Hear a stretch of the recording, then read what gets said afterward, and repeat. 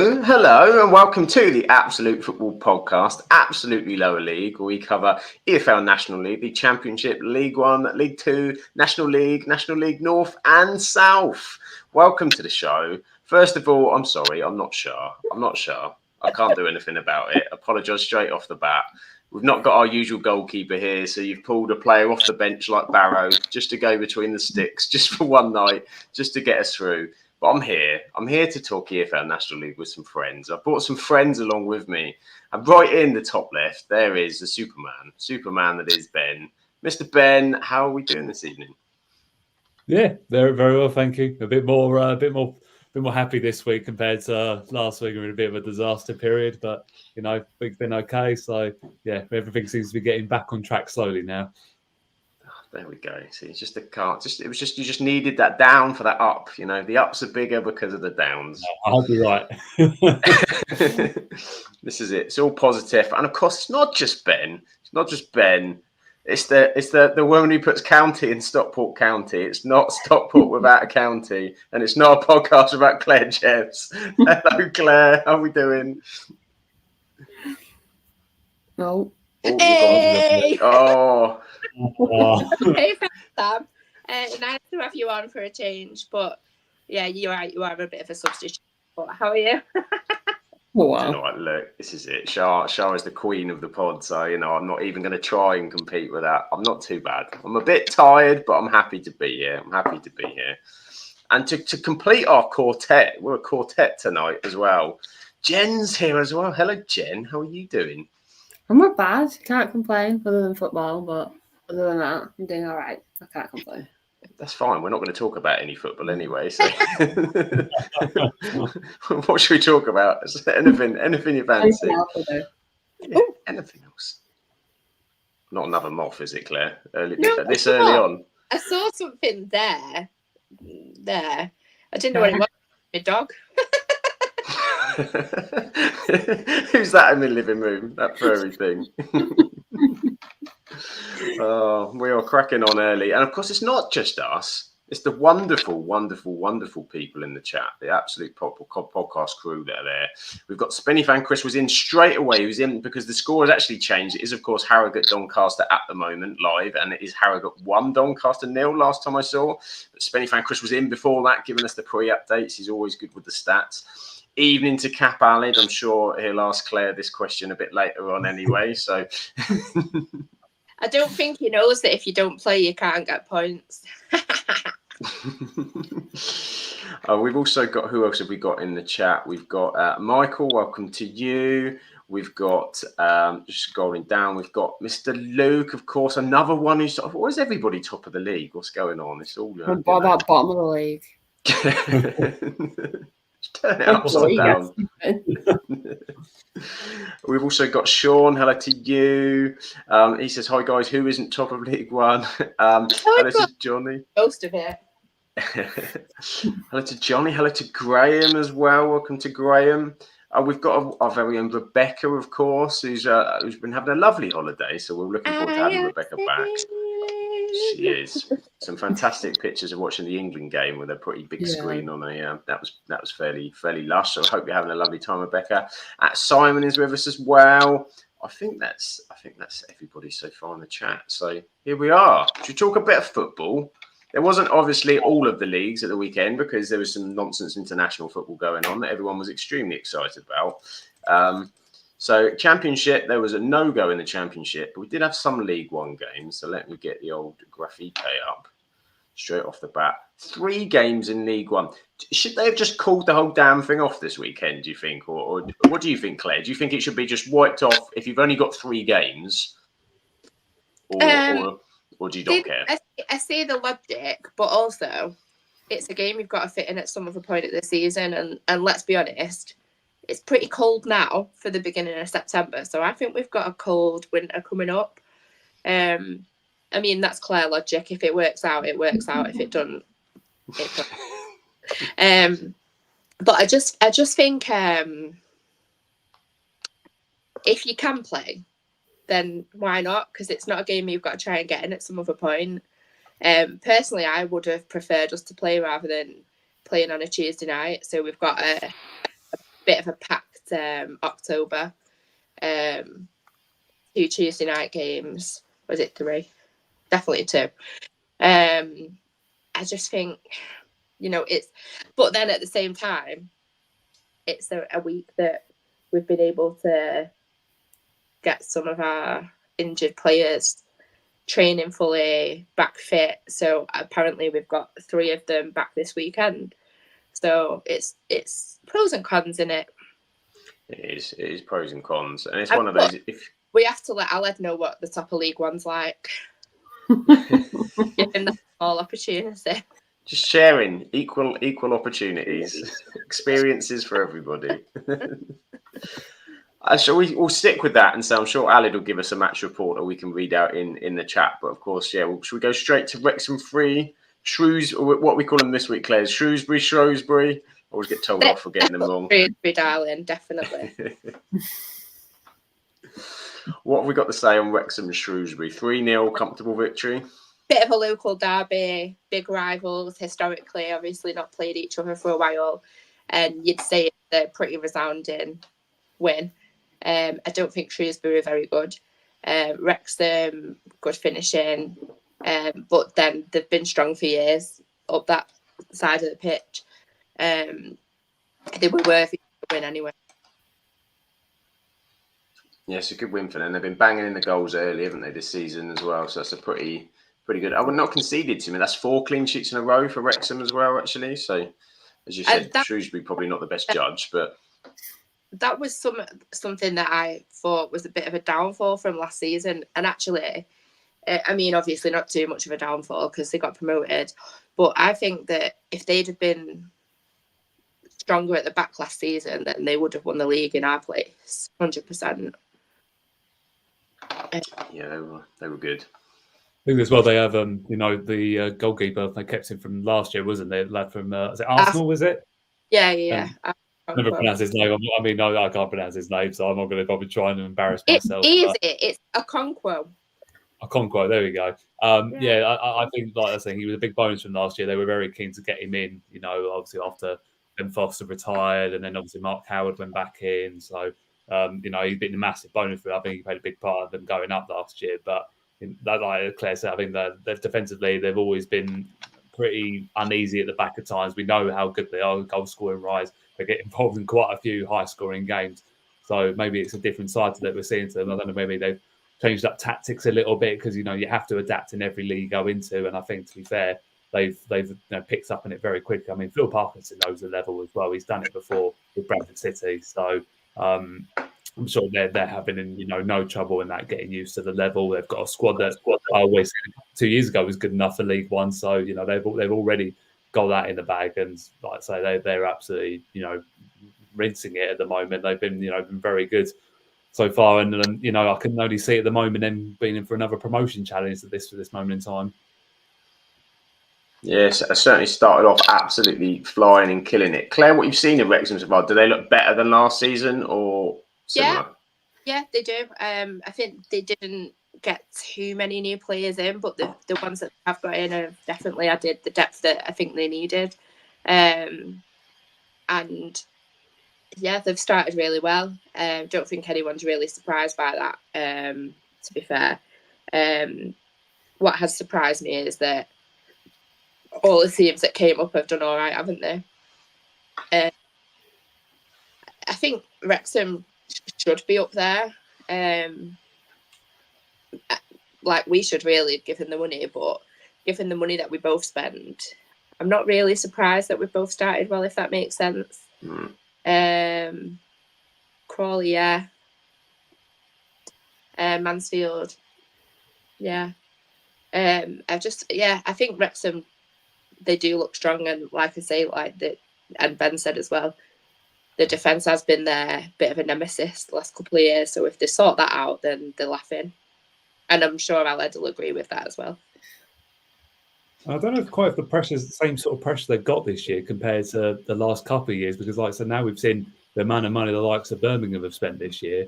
They're probably, they're not really the top dogs now in this league. I mean, albeit they've still got obviously the fan base, exposure of the club and everything, but maybe the pressure's maybe off them a little bit at the moment. I think until maybe they get to the Championship, then I think they can relax a little bit because, to get out of the Championship, you need a lot of money to get out of that league. But into League One, I think I always said promoted teams always carry the momentum. It goes one way or the other. They got right at the bottom, they can't get going, or they just continue from where they left off.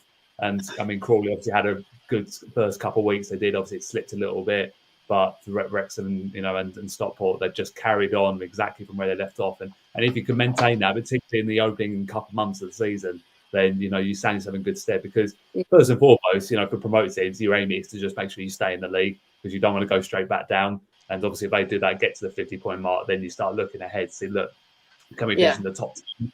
Can we go maybe into the playoffs? And if you're lucky enough to be up there, little push towards automatic promotion. So yeah, I'd say it doesn't surprise me that start they're both of the pads, even despite the money that they spend. I think it depends on the fan that you talk to at both clubs. So I mean, you're very right about the winning mentality, and both us and Wrexham for years have had that. I mean, us pretty much since 2019, we've been on the front foot and progressing. But really, especially the last 3 years, 3 seasons, we've really been them a couple. Obviously, just missing out on playoffs 1 year, but they've gone and got 2. I think if you ask the fans that have been around for a lot of years, we're probably all in the same ilk that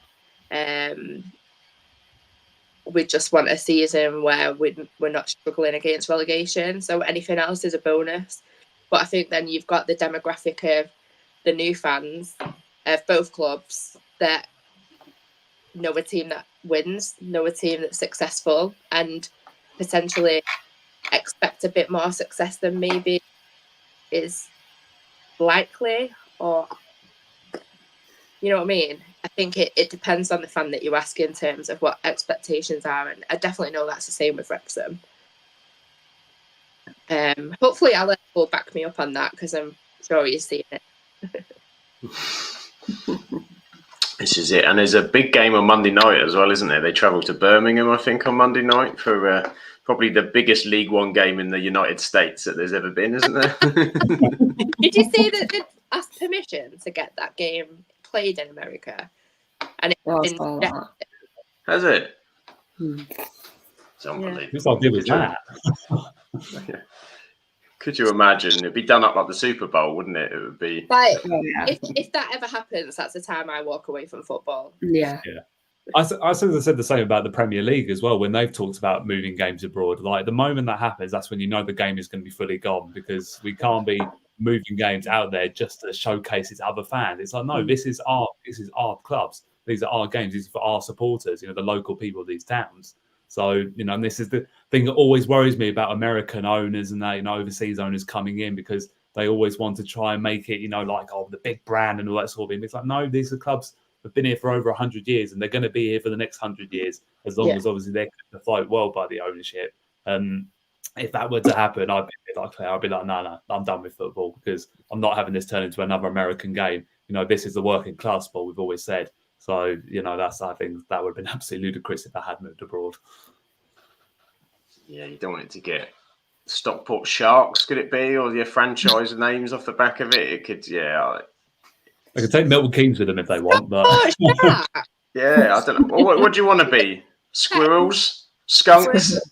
Wait, that's the worst thing to say when Sale Sharks owner bought us for the ground and then sent us nearly... Like, that is the worst. Oh, well, there you go. I'm not from the north. I don't even know where Sale is, to be fair. Me and you are nearly done. Well, I was thinking I'd be safe because I know there's the Sussex Sharks, and I was like, south, it'll be all right. There you go. Sausage Sharks? Sussex Sharks. Sausage. The Sausage Sharks. No, I thought you said Sausage Sharks sounds fair, to be fair, doesn't it? Sausage Sharks. That'd be a team, to be fair. Get them entered in non-league somewhere. Oh, dear. There's been a goal as well in League 2. I know we're doing League 1, but how I got 2-0 up on Doncaster? There we go. That's a bit of a shock for the books. Not a Harrogate. Such an awful ground. Really don't like it. 2-0. It's 2-0 better up. to be as well, Jen. It used to be really bad. Not go again. Never. There you go. Take Harrogate out and put the sausage sharks in. There you go. Yeah. And everyone will be happy. The Sharks is this. By the way, whilst that is funny, I have actually gone deaf in this ear. So like, I find it hard to hear sometimes. So yeah, don't mock the hard of hearing. Well, sausage sharks is a good name anyway. It's a good name. It's a good name. Welcome as well. Deechu's in the chat as well. Hello, Deechu. Thank you for joining us tonight too. So what else in League One? Anything else grab you? Obviously, a good win for Barnsley as well there. Really good win for Barnsley, but I think Bristol Rovers are not very good. They don't look like they've got that much up top. Certainly when they played us, but it was going to be a tough game. It really wasn't. So I think I'm not that shocked, if that makes sense, that they got beat. Barnsley are always there and thereabouts, aren't they? Around the playoffs every year. Yeah, they do. What are you doing? Who's doing what? What, me? I don't know who's doing it. Someone's doing it. Anyone else it? No. Shut up. I honestly don't know what you're talking about. It's like a what it is. I don't know. We'll have to keep listening now. Let us know in the chat if you can hear it. Literally testing my hearing, aren't you? I'm just going to cluck in the background. Hello as well. Stevens joins us in the chat. Michael says Birmingham City versus Wrexham should be some atmosphere. Reckons that the Blues will win it 3-1. I do think Birmingham will win. David says he heard it. Kieran says it might be me scrolling with the mouse wheel. I don't know. Do it now, Sam. Scroll with the mouse. Yeah, that's what it was. That's what it was. Go. Solved it. You two were proud of it as well. Well, they're just polite. They're just polite, Claire. They didn't want to make me feel bad. No, I wouldn't do that. There we go. Telling us about that Charlton game. That's it. I was scrolling to the top to find out what Barnsley were doing. You see, and they've since that loss to Mansfield, they're 4 unbeaten. So they have started picking it round, haven't they? I'll say though, Charlton will probably be seeing their result, maybe a missed opportunity, and that to really put the pressure on right at the top. But I know it's still early stages and everything like that. But at home they've been pretty ruthless. They have in particularly the last year or so. And I think I saw a stat. I think Graham might put in the chat last week saying that Rotherham hadn't won an away game for it's getting close to a year and a half now or something like that, which I think is absolutely crazy if that's the case. So yeah, they did get relegated, didn't they?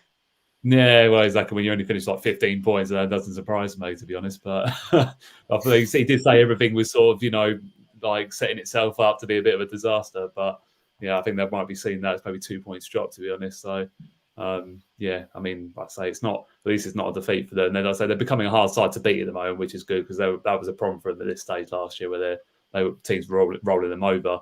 So yeah, I've just seen putting in the chat now. Yeah. So that's getting close now to 2 years since the last one on the away game. That's absolutely mad. That's got to be one of the longest runs going at the moment in the top divisions, if not the longest. Because I haven't had something like that for ages. No, that's crazy, isn't it? That is a long time. Do let us say, Graham, give us your match report, and we will. I know you wanted to have there's quite a few people I know that want to have rants tonight, and Graham I know is one of those on the list. So we'll let you have your rant, and we'll have your moment. What do we think? What do we think as a Charlton so far? Do you think that they're likely to be up there with the start, or it's a bit stuttery with Nathan Jones? How do you see it so far? I can only see him staying up there, to be honest. I mean, Nathan Jones is, he knows what he's doing. He's been and done it at these levels. He's managed in the top flight of English football. So, he's got that experience now to bring down to this level. And, for where they've just carried on their momentum because, like I said, I think last week, a couple of weeks ago, saying that they were heading in one direction last year, and that was to League Two. And he's come in and just completely changed the playing style and just got a real good feel about it. He's got a winning mentality back, and that's the main thing for them. To cover their size should be challenging for promotion. They should be a Championship side. And anything less, so anything finishing less out of the top 7 is a failure for them, in my opinion. So they have to, make sure that they take this early season momentum through to the coming weeks, because when they start coming up against some of those tougher sides in the division, that's when we'll be able to have a good indication of where they're at the moment as a team. But from what I see, I mean, look, 10 points from their opening 5 games so far. That's not a bad return at all. So they're in a good place. So I'm sure Nathan Jones will probably be delighted about where they are. He's probably where he expects him to be at the moment. I agree with everything you said there, Ben. I think they just need that stability of having a manager in charge for a while. I think they I've had so many managers in the last few years that they've got a good one with Nathan Jones, it seems, and he seems to be fitting the club well. So if they keep that up, obviously they'll stay up there. But I think they've definitely got the potential and the capability.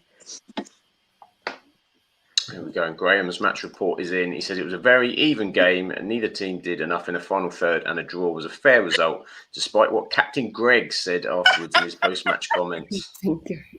He is not like, he's a plonker, isn't he? Let's be honest. What did he say in the post-match interview?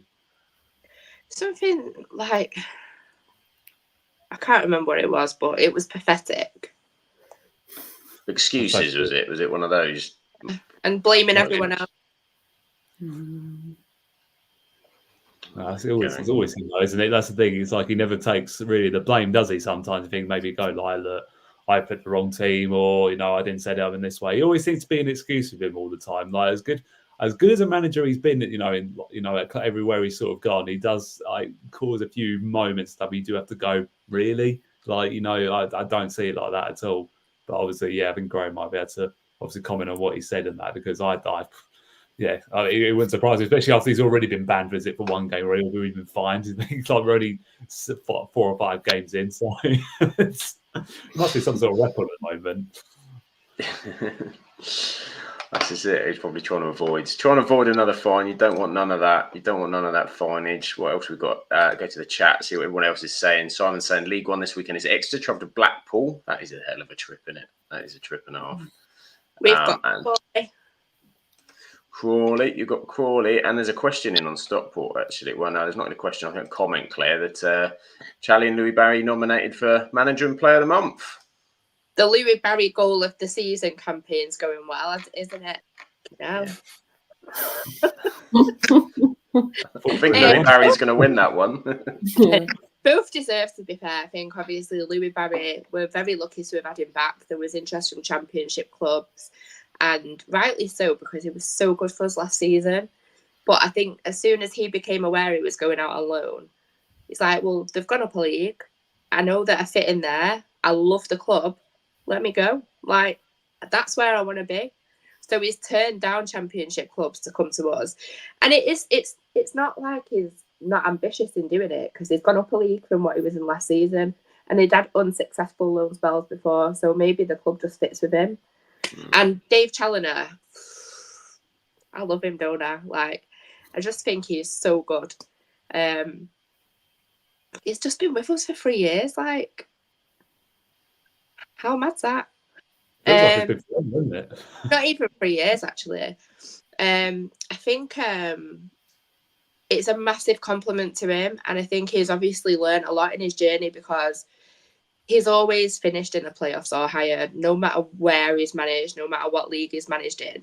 It's always been like at least the playoffs. But last season was not the season before, was his first full season in League Two. And so he's had a season in the playoffs and then winning the league. And then he's just come out flying this season. And considering we normally start so slow, to have had the start we've had, I just think, come on, Dave. Come on, Dave. It is like his biggest challenge, though. He's probably his managerial career. I mean, he's managed a lot in National League, League One. This is the highest level he's managed that. So, the fact that he's sort of already, like I say, bought into the league already, and knows, clearly he's done his, research in the offseason about how teams like to play, because that's what most managers like to do. They like to get ahead of the game and actually see what the competition they're up against. And he's clearly done his homework already, because, like I say, unbeaten after the first 4 games. don't think many Stockport fans probably would have had it down as that, at this point of the season. They might have thought lose the opening game or the second game, but they've just been on an absolute roll. Right, genuinely, we didn't expect it because we start rubbish every year. And if you remember, I don't know if you were watching the pod then, I think Jen was, but our fans were calling for Charlie out last year because we had that really bad start. And that was just typical County. And now this season, it's the best start we've had since the 70s in the league. We never start well. So just take it. I'm enjoying this ride, mate. It's a ride. It's a ride now. It's kind of nice because it's like you're all on that ride together because, as you said, Challenger's coming through. The club are going through it. A lot of your players are still there as well, aren't they, coming up through the league? So you have got that kind of real siege mentality through the leagues. It is good. And we've got Graham has provided more. Get them back and it's going to be a headache. It's a nice headache for you to have. Right, let's have a look. Great, yeah. It is. I'm scrolling. Do you know what it was? I did have a quiet one, and I sat on it, and it doesn't work anymore. So that did it. This is it. It was moved as I was moving some stuff around, and my fat ass destroyed it. And we've got more talks of arses in a minute because Graham's back with a bit more on that press conference. He says they're the best team we've seen at the Valley. Not true. He said they should have had a penalty and it should have been a red card too. Even more of a lie, and they deserve to win. Third lie, and then goes on to say, I honestly believe Steve Evans' head and his arse have swapped positions because he talks so much shit, it must be his arse on top of his neck. Fair assessment. Fair assessment. Should we move on to League Two? No. We're done. Thanks, everybody. Cheers. Ciao, everybody. Right. Well, there's a table. We will shut the table up because we have to shut the table up. Yes, Wrexham are top. They took advantage of playing. So there we are, but not a lot of movement elsewhere. So we won't shove that up for too long. We'll jump straight over to League Two, which had a few postponements, but pretty much a full programme. Everybody winning at home, apart from Newport. Come on, Kieran, sort that out. We could have had a full row of greens on that left-hand side. Full row of greens. Jen, do you want to get it out the way? I feel like a broken record at the minute. I just feel like we didn't play bad. That's the issue. I was watching it, and we didn't play bad. We was doing a lot better than we have been. But I think that penalty was the worst decision I've ever seen in football, hands down. Because if we're giving penalties out for pulling shirts, then we need to be doing it every game. Because the amount of games that I go to and I see our players getting pulled and nothing happens, I don't get it. So why give a penalty to them? Even though he was still able to score, John honestly did not pull him to the ground. He was still at the ball and he was still able to score from it. But I think giving that penalty was probably the worst decision to give. And then to find out 3 days later that, it should have been given, it just feels like, right, so this is what we're doing this season again. Because every season it seems like the refs just have something against us. And it's not like we have a bad squad. We don't have a bad squad at all. It's just we haven't got it going. And if it stayed 0-0, and even if it was just 0-0 and we got a point on the board, great. At least we've got a point on the board because we're still on 0. But I think us being 0-0 and going into it, nearer down the end, like near the end of the game, he probably would have nicked a winner. And that could have helped the boys so much. But I think that penalty really, really just destroyed them because, in my opinion, that should never, ever, ever have been given. And then for him to come out 3 days later and be like, oh, yeah, I shouldn't have given a penalty. Great. What's that going to do for us? It's not going to do nothing now. So why did you give it in the first place? It's really annoying as Morecambe fans because it feels like we're always up against the refs and they're always doing something. So it's like, it just feels, I don't know, it just feels shit, basically. I just don't. I honestly, if I ever see my Morecambe game and I see one of my players getting pulled, I'm like, right, penalty then. Yeah, because that's what it's come down to now. Like, if we're pulling shirts and we're giving penalties away, everyone in the Football League should have a penalty at least once a game. It's mad they've come out and I don't know what you feel. I hate them coming out and apologising a few days later when they're just like, what's the point? Like, because then there's sometimes they do, there's sometimes they don't, and everyone's like, don't make a jot of difference. You don't get like one in the bag, do you? And they're like, yeah, we balls that up, so therefore here's your free pass card to use this weekend for a decision that you want. It's like, no, it's just yeah, we all know it's wrong. What are you going to do about it? How are you going to do better next time? But they don't talk about the specifics of it, or it's just a kind of we cocked it up. It's like when he came out and apologised. Like, all the Morecambe was just like, great, and what? We've not got anything from this game. We've lost. We haven't won a league game or scored in a league game yet, and now you're making us just look stupid because you made a stupid decision that you shouldn't have made. And now Jordan Slew, I can imagine what he's feeling like right now. Really, really, really annoyed that he give that penalty away, because I saw him after the game and he was sat on the bench and he just had his head in his hands. And I'm just like, it's not your fault. You didn't do anything wrong. I've seen so many times that players are getting pulled by the shirt. Cole Stockton, when we had him a few years ago, he was constantly being pulled and we never got anything for that. So why suddenly has this ref decided that a little pull and we get a penalty? Yeah, it's never been any consistency, as it with shirt pulls. If like I say, because I've watched the penalty decision, if that's going to be given, then we're going to get free kicks every 5 to 10 seconds then, because there's always little tugs and pulls all the time. It's a contact sport at the end of the day. And that's the thing. And just like the fact he still got the shot away, it didn't affect his balance. It's a small little gentle tug. It's hardly anything in it. And that's the thing. It's like, I that's the thing we were saying about, the apologies from referees. I personally think if making a decision like that, they get something like that wrong, they should be dropped. They should not be able to referee for the next game week, personally. Because you talk about players getting suspensions and that sometimes for tackles that aren't even bad tackles. What happens to the referees? Nothing. They just get put in for the next game. It winds me up, and it clearly shows they need more training. And to be fair, onto the referees, it isn't always their fault. I don't think they're quite given the training that they should be given, because there's a lack of time in it, and obviously because there's a lack of referees, it does cause a problem. They're having to push people up from the National League all the way up to EFL. I mean, some of the referees we've seen have moved from National League to the Premier League in the last couple of years. It's because there's such resources. But I think that there needs to be more help for them, because it's absolutely ridiculous that we keep getting this every single week almost. But, on the flip side of that as well, though, Ben, referees make mistakes, but so do players on the pitch, so do managers. Managers get the tactics wrong, players miss open goals, defenders slice the clearance and let players in. It's just even everybody's got a mistake in them. Doesn't help when you're on the wrong end of that mistake, but at some point, mistakes go your way as well, and no one's moaning about that. No, but the thing is, though, it's just when you look at it, you just go like, look, that's cost a whole, set, a lot of more frustration on there. I do get that frustration, and I agree with Jen. It's not going to do anything for the club. It's not going to, mean that they've got the points at the end of the season. But I just mean in general, I think it's easy to bash the refs when they're making mistakes. Players are making mistakes. You know what I mean? I don't think I think just because they're in the position they're in, it's more obvious.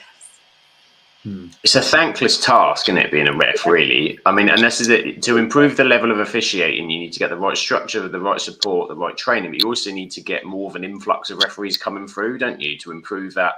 And you look at it and go, and now I think everyone's had the question, why would you be one? I remember because obviously we have Gav Mack sometimes comes on the Premier League. He does, I think he's level 7 now, he's refereeing and such, but he's got a real kind of passion for it, and he gets, and the shit that he gets stuck at in there is difficult to, I suppose, to persuade younger people to become referees to get in there, because they'll look at that and go, God, the higher up I get, the more I'm going to get absolutely destroyed. Do you know what I mean? You can't, because, and you get to a certain level, and obviously the one at the weekend was a horrendous decision, completely in the wrong, but you get the 50-50 ones where one set of fan base think you're an idiot and the other set of fan base completely disagree, and you're never going to win in those ones. So it is it is a tough one. But yeah, decisions like that then don't help the other referees that are doing a good job and are doing a decent one, because they all get tarnished with the same brush, don't they? Yeah. I think, to be fair as well, I think they need more help as a whole team worth of referees, because obviously, look, there's a referee, there's 2 linesmen, there's a 4th official as well. And sometimes I've never understood the point of a 4th official, because they're literally just taking all the manager's crap all the time. That's all they're doing almost. Yeah. And also the linesman on the side, obviously in that half, could have said, I'm not sure about that one. That's the thing. I know that it's the referee's call at the end of the day, but linesmen, sometimes are too quiet to actually, think, actually, you know what, I don't agree with that. Have a chat with them, because they have that side view, and they might have some better view of it. Maybe they might go, look, from my angle, it looked like that the shot was going wayward anyway. He was still in balance. There was no difference between him being little tug and not being tugged at all. I just think, to be fair, look, some of the referees need a bit of help from the help around them from their fellow assistant referees, because that's what they are, assistant referees. They're there to assist him in any decisions. If they know something's not right, then tell them. They've got headsets on; they can tell them that. I just think that, and that's the thing, and it'll always be the referee that'll have to take the flack of it at the end of the day. They won't care about what the linesmen have done. And that's the thing. If they've spoken to the linesman, then maybe they can say, look, it was a joint effort. We said, look, it was the right decision or it was the wrong decision. I just think that, look, that's the thing. You have 4 officials, help each other out. You're all connected up, help each other out a little bit. Just because you make a decision doesn't mean you always have to stick with it. You can always go, actually, do you know what? I think I've got that one wrong. Let's put a drop ball or something like that. It happens. I have seen it before. I just think in that sort of circumstance, I'm like, come on, I've watched it back enough times. And I'm still going, what was his initial reaction to think, actually, that's a penalty? I just can't understand it myself. Yeah. Nice. I think that was the most frustrating thing. It was straight away a penalty. There was no linesman. There was nothing. He was just to the spot straight away. And Jordan was just like, "You're having a laugh, mate." I didn't uphold him, but I didn't throw him to the floor. I can understand if you throw him to the floor. Fair enough, it's a penalty. But you literally tugged him a tiny, tiny bit, and he was like, penalty. I was just like, right, this is what we're doing then. Yeah, it's not. Mr. Luke says, do the headsets even work? Now, they're listening to the Absolute Football podcast on Spotify and other audio platforms. So it's well worthwhile to have the headsets. I think the headsets are a bit of a problem, because you used to see in the past, the referee would go over to the assistant referee. And the one thing that did do is bought him some time to consider everything. Everyone wants to speed the game up, and we understand why, and make it quicker. But it takes any decision that you make. You make a better decision if you've had the right time to evaluate everything, and it can be quite. And as Jen said, he's just gone and done it. If he'd have had a bit of time to say, gone across, had a discussion or whatever, even under the pretense that there was something else going on, but just to kind of say, okay, I just need 10, 20 seconds here to get clear in my mind what's happened, maybe that second opinion. But because they need to do it split second and quickly, then they jumped in. And by the time he's done it, he probably doesn't even realise he's done it. And then it's, well, I've got to stick by it now, because I completely lose my authority if I then go back against what I've already said. So it's a tricky one. It's just one of them. I hope we manage to get some goals and get high up that table, because if it comes down to 1 point in surviving and going down, I think it's going to be a hell of a show between the Markham fans, because some of them are like, oh, it's not a penalty, but most of them were. It wasn't a penalty, and there was only a select few that was like, it was a penalty. But I think it's from the different angles that you see it, that you need to see it from the point of view of Jordan. He didn't do anything wrong, in my opinion, and I just think there was no need for that penalty. And if it stayed 0-0, great, point on the board. But we could have easily nicked it at the end, because there were so many chances for us to score. But I think they were just so defeated by the penalty that they just thought, what's the point?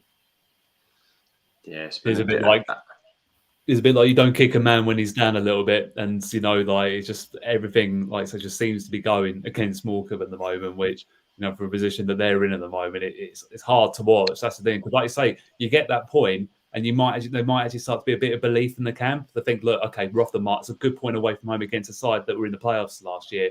You think, look, now we can build on this, and then suddenly, you get that first goal, and then suddenly confidence breeds in the team. That's the thing. I always say, everyone says it. Football is all about fine margins. And, a draw can start any kind of run. It can. I've seen it happen loads of times before. Mason have had that situation. We've been relegation battles. We got, a scrappy point, but then suddenly we win 12, 13 game unbeaten run. It happens. So you just don't know.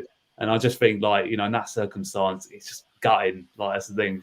They just can't seem to get off the mark. They can't get that rub of the green. And I do hope it does turn to Jen, because they don't deserve it at the moment. Your fans at the moment, what had to see recently. And obviously, no, it's not down to your players and your management. I know it's No. higher up in the club, but it is so difficult to watch, especially when you're still waiting for that first league goal, and that's the thing. You just want to see a point of the ball and just get excited again, isn't it? So I can only tell it's been quite demoralising for the club in recent months. Yeah, it's been so hard. But obviously, since the start of the season, we haven't managed to score. We've had 16 new players through the door. It's like, obviously, that's going to take time. And then there's no fans turning on manager or players. It's the fans turning on the owner. And now there's talk of we are on TV on Fleetwood, away at Fleetwood on a Monday night. There is talk of getting Jason out signs on TV because it seems to have gone quiet again. There seems to be no talk, nothing from him, no communication, nothing. So I think we need to use this time on the TV and get our signs out and start making something about it. Not doing the tennis balls throwing on the pitch or anything, because obviously that's going to go against the club and that's not what we want. But we need to do something because we can't carry on like this, because if we get relegated, I don't think we'll ever come back up unless we're sold to a very, very, very good owner. Yeah. But other than that, I think we need him out this season. Obviously, we can't do anything with the players or get players in now until January, but at least if we are sold, we know that in January we can have a chance to get other players in and see what we can do. But as for now, it's the moral is get him out of the club because he is destroying the club little by little. Yeah, and you start with signs and stuff like that, but there's nothing wrong with like the tennis balls things and stuff like that. If it gets to the point where you have to, I think everyone would support it as well, because it's not even like he's trying to be proactive. He's sort of being a bit of a mouthpiece and saying he'll sell and then not turning up, not talking to people, like giving us excuses why he's not there.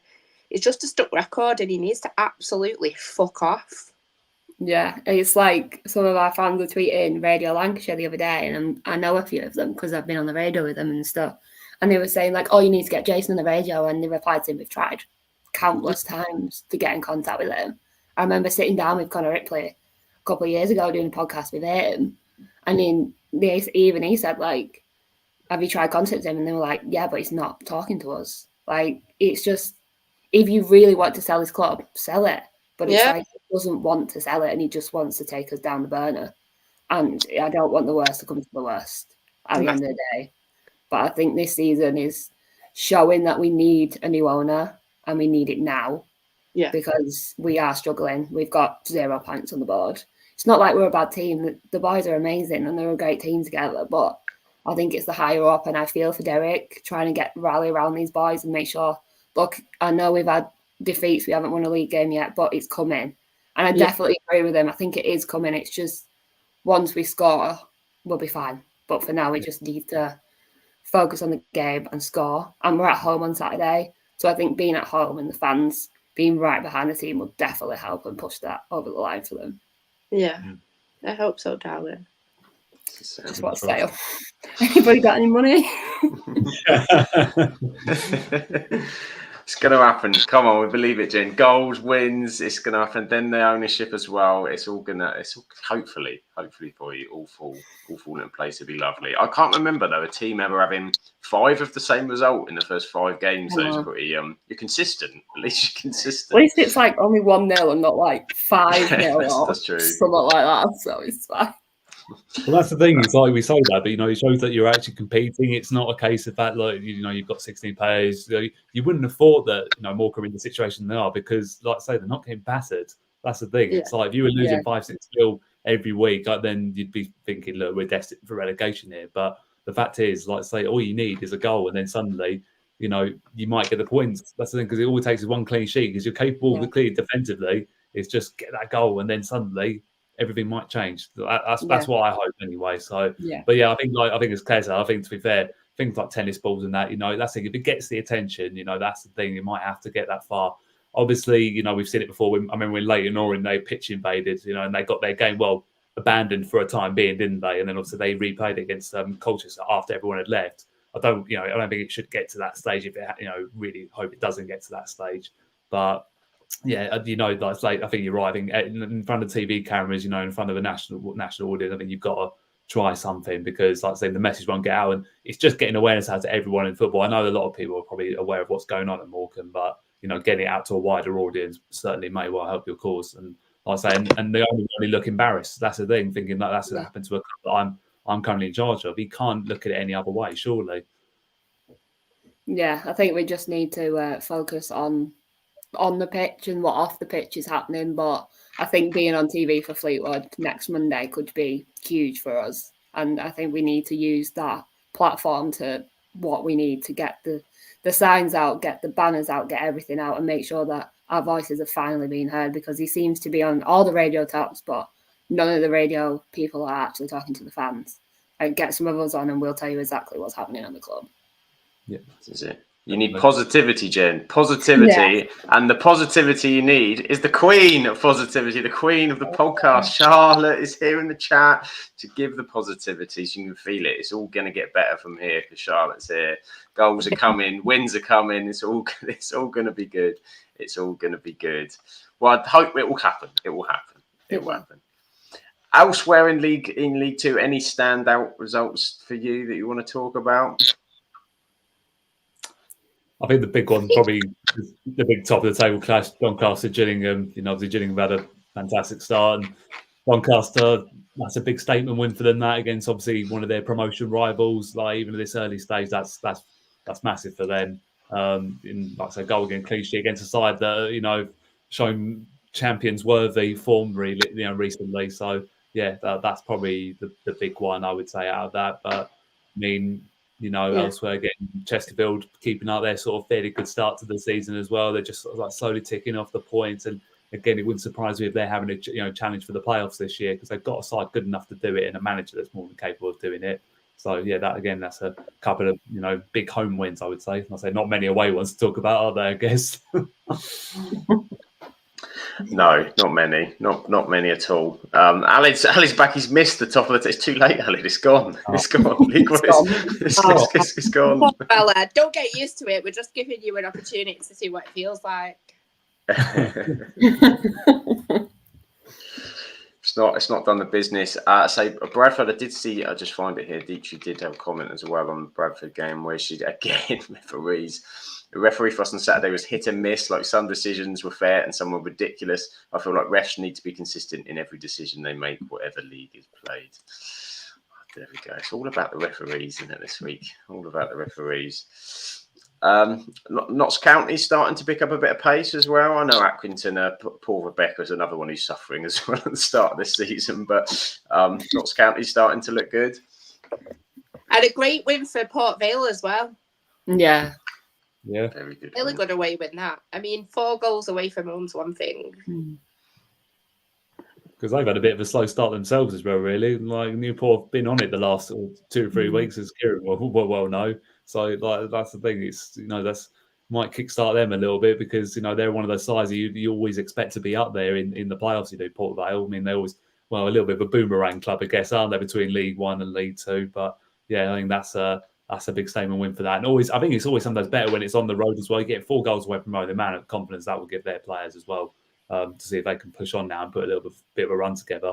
So I'd be interested to see, though, how Newport recover from this one, because we saw how it went towards the end of last season for them once they got 1 defeat. So it just went slowly downhill. So is it maybe just a little blip for them? Who knows? Something to see now in the next, over the weekend, to see if it's just a little stall in their mark so far this season. Well, it was a double sending off there as well, wasn't it? Which, Kieran was fairly vocal about, should we say, in the group chat, I think, on Saturday afternoon. Just a tad. Dietrich's given us some more information on the Bradford game. Buzzing, generally thought it'd be a draw. 2 goals from Andy Cook. Thought Charlie White might have scored against us. First time back at Valley Parade for our former keeper, Harry Lewis, as well. So 2-1 win over Carlisle. I know you spoke about Carlisle the other week, Claire, didn't you? But they're starting to drop again and had a couple of disappointing weeks. Yeah, they are. What else have we got? We've got just checking what else we've got in the chat at the minute. Aled's given us his match report. Go on then, Aled. We'll let you have your moment quickly. Last game against the Shrews, how did they beat Orient 3-0? They were terrible. When we last played them, we lost 3-0 away to them and got relegated. Could the opposite be happening this season? Or I don't know, because we've done League One. We've missed it. We don't know. It's a different time zone. Also, don't forget, like, a team can just have an off day. It don't mean they're bad. This is true. This is true. That's probably what like the likes of Newport probably thought as well. Thinking like, look, teams aren't going to win every single week, and even I think after you get to about 5-6 games in, most top teams will probably have a little bit of a maybe iffy result that maybe they probably expect to win. Like you always see it in the Premier League as well. The top sides will always have one draw that they know they should have won the game, or might slip to a 1-0 defeat. It always happens, like say in the Open. After about a good month of the season, once teams are sort of settled in, because I don't know if it's a complacency thing or I don't know. It's hard to put your finger on, but everyone knows. Say, look, if you have one, it's how you react to those results at this stage of the season, because everyone starts to think that actually is like the wheels coming off a little bit. It's the good sides, that stay out there, the ones that react to those results, straight away. So it'll be interesting to see how that all pans out now for some of those sort of top sides that are expected to be near the top. This is it. It's now starting. You start to get these kind of weeks where it all starts to settle a little bit, and big games coming up as Graham picks up.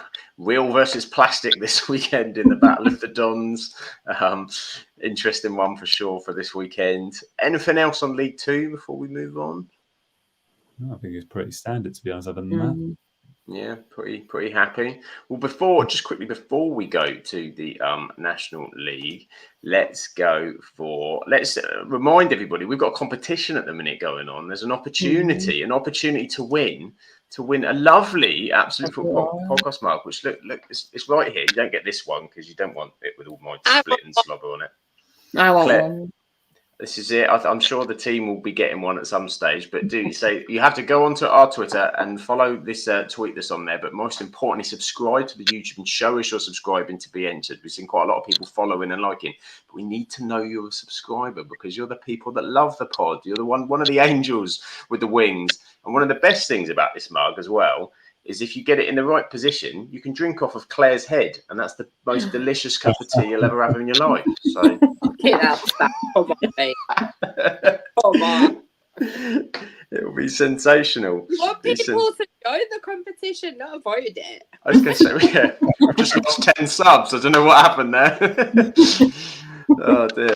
And say we've got Mr. Luke said he's going on sale. Who knows? One day maybe with merchandise we'll have a look. But at the minute we just want to do an option to see if someone wants one of our mugs. The team will be getting one at some stage. I've no doubt about it.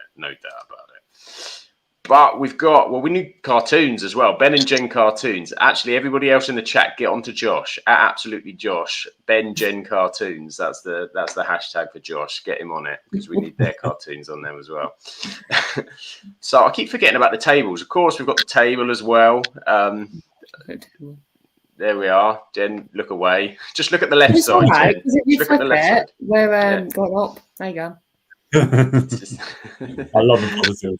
You've got to. It's fine. Full of positivity, of course. So top of the table, Doncaster, who are currently 2-0 down to Harrogate. So they're 12 points from 5. Then it's Notts County. Barrow. We didn't talk about the Barrow game with that crazy goalkeeping situation as well, did we?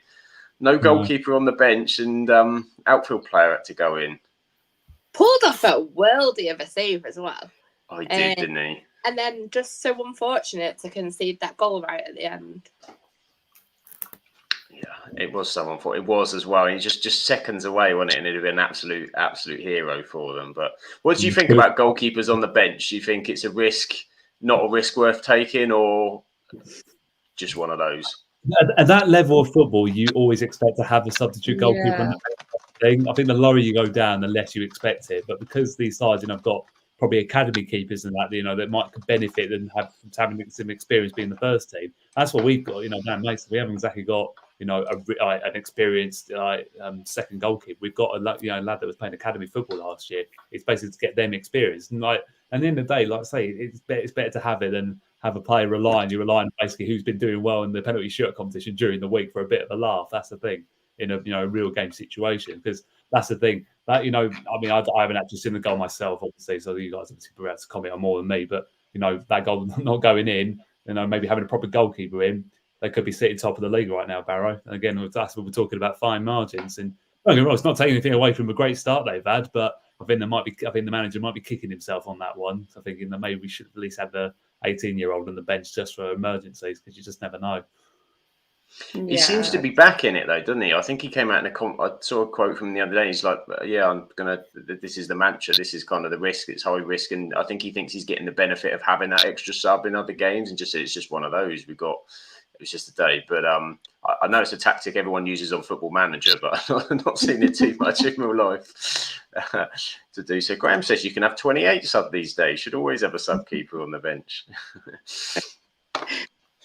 There we go. Right, should we go to the National League? Let's go to, because it was a double game week, and Shah's I can see bubbling in the chat.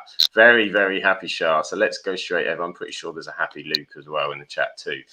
So the National League, of course, starting off on Saturday. I'm sure Charlie's going to give us a report, and we will of course do some Rochdale. But Mr. Luke's got straight in. He must have had this copied and pasted, I reckon. He's had this Word documented ready for us. So Gateshead 2, Barnet 0. So first thing I want to mention is that we played our second choice keeper, who was outstanding on his debut for us, pulled off some wonder saves. Great and hard fought performance overall. Gateshead have got another win in them, Ben. Looking good. Yeah, no, they are. They just carry on from where they're leaving off at the moment. They are a side that just fear absolutely no one at the moment. I think Luke's mentioned it, numerous times in the chat over the last few weeks. But what a time to be a Gateshead fan. They're having the best, sort of 2 or 3 years they've probably had in, for a very long time in that club's history. And Barnet are always a side that you're always going to expect to be up the top with the squad they have, and the stature obviously the club they've had a lot of history in the EFL. So yeah, I think for Gateshead, that's a big statement win to see if they can, really push for it, because it is still early days, and like I said, people will probably expect them to slip up at some point because obviously their maybe resources aren't as good maybe as some of the teams. You'd always really be like your Forest Greens or York Cities or the moment Easties as well, I guess. So yeah, I think that's a great win, and obviously from a personal perspective as well, it was great to see Regan Booty, I think, captain in the side as well, which as a Stones fan, it's always nice to see. He's a good lad, Regan. I did like him, so yeah, fair play to them. They're in a really good run at the moment, so yeah, absolutely. Hope they keep it rolling at the moment. Yeah, definitely smashing it, and obviously beating Barnet, who were numbers that everyone had tipped to be up there and be sort of fighting. Of course, there was definitely some chat in the group today about Barnet's manager as well. I think with his which I believe was after the Wednesday game, wasn't it? Not after this one. Yeah, it was a Tuesday game. We'll come to that. we'll come to that. We'll save that one in the bag. I think it's been mentioned in the chat as well. Spenny fan Chris says Ebbsfleet sacked their manager after the Saturday as well. Yes, and just Graham said we might as well relegate Ebbsfleet now. So we're starting to get into that period as well where people are making changes, aren't they? Starting to pull the trigger on a few people. Yeah, I think that's the thing. He's proving ruthless at the moment. I think even Shah obviously putting in, I think our group chat earlier about Ross Jenkins and Wood being or even given the sack. I mean, to be fair though, I think we already saw managers have been getting the sack since day one, really, haven't they? Because which manager was it that got the sack? Is it Preston North End manager when it after the first game of the season? Yeah, Ryan Lowe went in the after game one. Yeah, which is ridiculous. You think how can you be sacking a manager after one game of football? It's just I get teams, views about that saying, look, because they still have a lot of time to make up for it, but you're not going to know where your team's going to be after 7-8 games. It's just you just don't know. You've got to get 15, 16 games in before you can really start to see the table to shape up a little bit. And I think maybe. Look, I think to be fair to Ebbsfleet, they have only been going one way at the moment. They've been getting battered. That's the thing. And obviously Saturday's result confirmed that because Altrincham haven't been off to the greatest start. And, for 4-0 defeat. And I mean, look, I think Danny Sells deserves a lot of credit because he did keep him up last year when they did look destined to go down to us because I don't think Dennis Kutcher was going to keep him up. But I think that's, I think they've been bold, obviously, in the decision they've made with the manager that's coming. Is it Watling, isn't it, that's come in for them, and I think he was a coach down at Rangers and a bit of experience of QPR as well. And it's a bit of a gamble I always find when you bring in managers that have always been sort of first team coaches rather than a manager because it's a very different ball game. And he might have the tactics and that, but does he have sort of the people skills and and the know how to motivate a team. That's the thing. It's like he's in a difficult situation at the moment because, like I said, they're still waiting for their first win of the season. And yeah, they're in a bit of trouble. I think I even when I saw the recruitment they made over the summer, I was like, I don't think that's going to be enough for them to stay up, because especially they were very lucky to stay up. And I think if I were their owner, I'd be going, look, we need to make sure we spend a little bit here to make sure we don't get in that situation again next year. And so far, it's not working for them. So, yeah, they're in a pretty bad state at the moment. So, obviously, from a Stone perspective, I do hope they go down. But for Fleet fans who are watching this, then they'll be hoping that the turning point starts on Saturday for them. So, yeah, it's a difficult situation being a Fleet fan for the time being. Yeah, it's not looking good. I think I jumped up there. Mr. Luke had said as well, Regan Booty's been a really good player for us, Ben. Sorry to rub it in. We had our moments with him. He won us a league title, so I can't moan too much. Although he did got us relegated, so he works either way. I like Regan as a guy. He's a nice guy. There you go. See, it's all happy. We're all happy to see everybody happy. All happy to see everybody happy. Oh, Graham, Graham's lowered the tone with Regan Booty. Come on, Graham. I won't read that out, but if they say everyone wants to read it. We've gone through enough now, because bear in mind that we're doing the social media and that, and having when he scored goals and that, I had to be very careful with what I was tweeting with him, because you have all these jokes like that. And you're like, no, I can't put that. So I was like, to go, Bootiful. That would be the best one. It's the one that it was the easiest one to use right now. I wouldn't get in trouble with the club. So again. PG, Ben. PG. Come on, PG. I've seen some stuff that other clubs posted. I think I probably would have got away with it, to be fair. But I think as well, just a quick mention as well, I think for Yeovil Town, I think in as well with their game, 4-3 game against Fard, I believe they were 2-0 down as well. They went 3-2 up, and I think Barb got back to 3-0, and then they nicked a goal towards the end. And that's a stunning game. I was going to say, I get a couple of guys that mentioned it. I think scored a couple of quality goals as well, Yeovil. And they're still starting to find their feet. And I said they'd be one of the sides that'd be down near the bottom this year, to be honest with you. But they've Mark Cooper's started actually the season really well. I think it's 12 points from a possible 24, I think, at the moment, which, for a side coming back up into this level, that's not a bad return for them. And, they're probably higher up than maybe they expected to be. So, yeah, I think that's a tremendous win. That's probably definitely one. If we were a neutral, we'd love to have been at that game, that's for sure. It's a quality game. Can't be a good 7-goal thriller with a comeback, and unless you're a foul fan. But still a pretty impressive afternoon. Graham says he can only apologise. I'll say I'll be better going forward. I can't make those promises. It's fair enough. It's fair enough. And of course, as we know with the National League, there's a team in there that are massive. They are massive. They are huge. They are huge. And Shah is absolutely buzzing because at Rochdale, talking of the Aldershot game, would a win again. It's a great Aldershot side. Dominated the whole game with a solid performance, controlled the first half and attacked well, and then a defensive masterclass. Cairo and Rodney scoring, told you all about them. Yeah, Rochdale are starting to put some results together. I'm flames. This is it. It's happening. It's happening. Something's happening. Something's happening now, man. I think I watched the goals in that final game, and it was two very well worked goals as well. Like, they've just come up with a completely different identity this year. That's the thing, because I think now, like, everything's settled down at the club now. With the finances and what's been going on behind the scenes, it's given them a new lease of life. And like, that's the thing. I mean, Jim McNulty, I think he deserves massive credit for what he did with the resources he had last year. But for this year to have started the way they have, absolutely fair credit to them to be level at the top, only goal difference separating Gateshead and Rochdale. That's going to be might well be a cracking one, to be fair. The fact that the top four at the moment are all in 17 points. It's an exciting start to the National Cup. I don't think I've ever seen quite a start like this. From the top end of the table, the teams are so close together.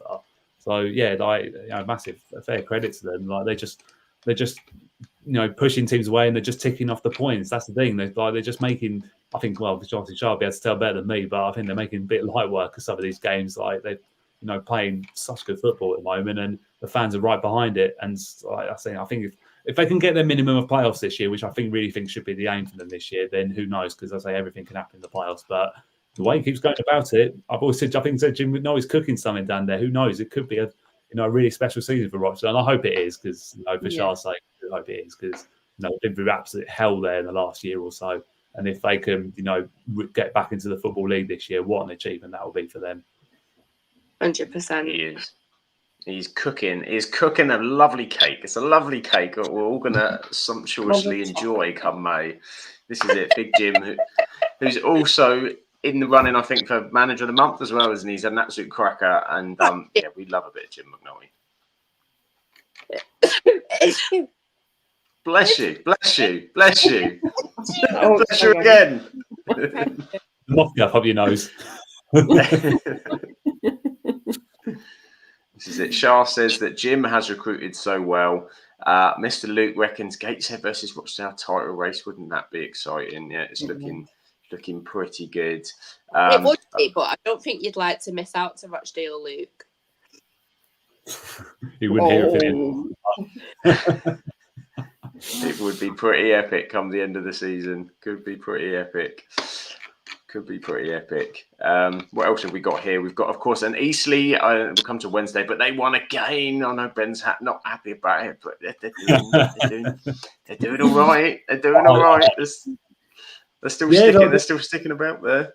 Well, do you know what? Fair play to them, because like, look, they've they've been very average in that league in the last few years, and like, I think they've started to hit the potential. Because I remember when they first got promoted to that level, they were, I think, in the playoffs, I think their first year, they were sort of almost close to back-to-back promotions, and they've got a bit of money down there, so I would have thought they'd always be should be challenging for the playoffs, but they've had a tremendous start, and I think they've recruited quite well as well over the summer. And yeah, I think, to be fair, they're probably thinking that a lot of fans are probably thinking they're higher than where they probably should feel like they should be at the moment. So yeah, I think. There's been a few times, like I say, I think we keep saying it every single week, but it's such an open league. You don't know where it's going at the moment. Because, to be honest, I mean, who would have had Gateshead to be top of the league at this stage? I wouldn't have done. I thought they'd be up and around there, but I didn't think they'd be top. We'd be talking. I thought Forest Green would be absolutely blitzing at the moment, but they've had a couple of little slips with draws and sort of thing recently. So obviously they got back to winning ways on Saturday against Solihull, but.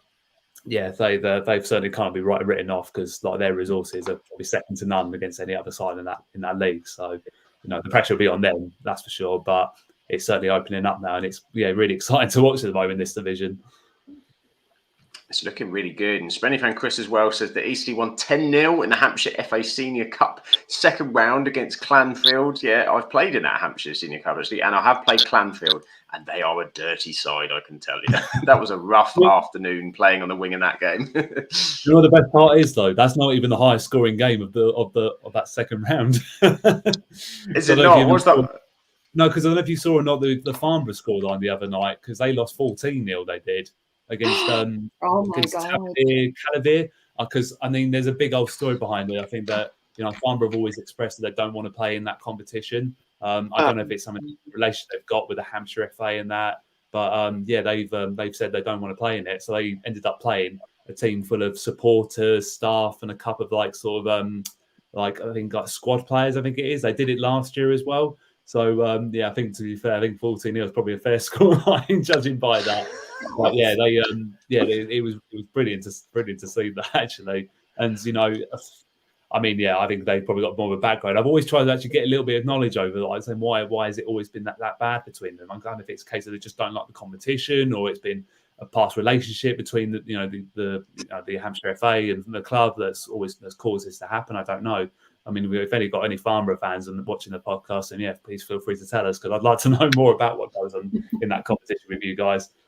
So that's a very rarity. The team wins 10-0, and yet it's still not the biggest win of the round. It's still not the biggest result. Yeah, I mean, that is the equivalent of throwing the towel in, isn't it? It's just like I hope they didn't really charge many fans. I know they didn't charge fans much to come in for that game, because I think if you're a Farnborough fan, I mean, I know you'd want to win every game, but I'd be pretty annoyed if I paid like a 10 or something to come and watch your team lose 14-0. But you pay a tenner, and then you find out that the bloke who's got the season ticket next year is playing at left wing, and you're like, hang on a minute. I think they had their first team coach as well. I think I don't know how old he is. He's quite an old chap. He was playing in goal for them as well. He's probably about 50. It's brilliant. Like, do you know what? That's the thing. Like, they made a laugh out of it. Their Twitter just made such a laugh out of it. That's the thing. Like, I think they got to the point about 12 minutes saying, "I'm not even know the scoring anymore." It's like it's fantastic. So. I think I've just seen Chris's comment he's just put in. I think they chucked out Farnborough something about checking out a player. Yeah, checking out. Okay, that's interesting. And I think Graham says, one of those tweets was, the refs are spared us added time at the end, of the game. If that was Mark White, he would be absolutely raging about that because he hates the fact when referees called the game by the scoreline. I'm pretty sure he did it in a game like in a County Cup game a few years ago where I think they were 12-1 up or something like that. And he had a go at the referee saying, look, just play to the rules. It's like, you've scored 7 goals in the second half and we've only played like 2 minutes of added time. And it's like, I do see his point because it's like, look, fans paid to come and watch. And, I always like to see, like games being played to the full marks and that sort of thing. I think sometimes when they pay 2 minutes in a game like that, you think that's just taking pity on the other team. And in some ways, you feel a little bit embarrassed a little bit. But I think in Vanarama's case, I can probably let that one slide a little bit because their players were probably on their knees and wanted to get into the bar for a beer. Probably had enough. Yeah, I just beat them into submission. I played an under-16 game once and they only had 7 men. And I think we were like 12-0 up at half time. And I think I'd scored twice, had 5 assists. And I got taken off because they took 4 of our players off. So it could be 7 versus 7 in the second half. And I was like, but I'm getting my stats up. Keep me on. I'm getting my whole season's worth in one game here. I would have been raging about that as well. So don't worry about that. I can't believe it. Outrageous. Yeah, so don't let them off. It's not my fault. So there we go. Anything else in the Saturdays, or should we move to what was going on Wednesday in the National League?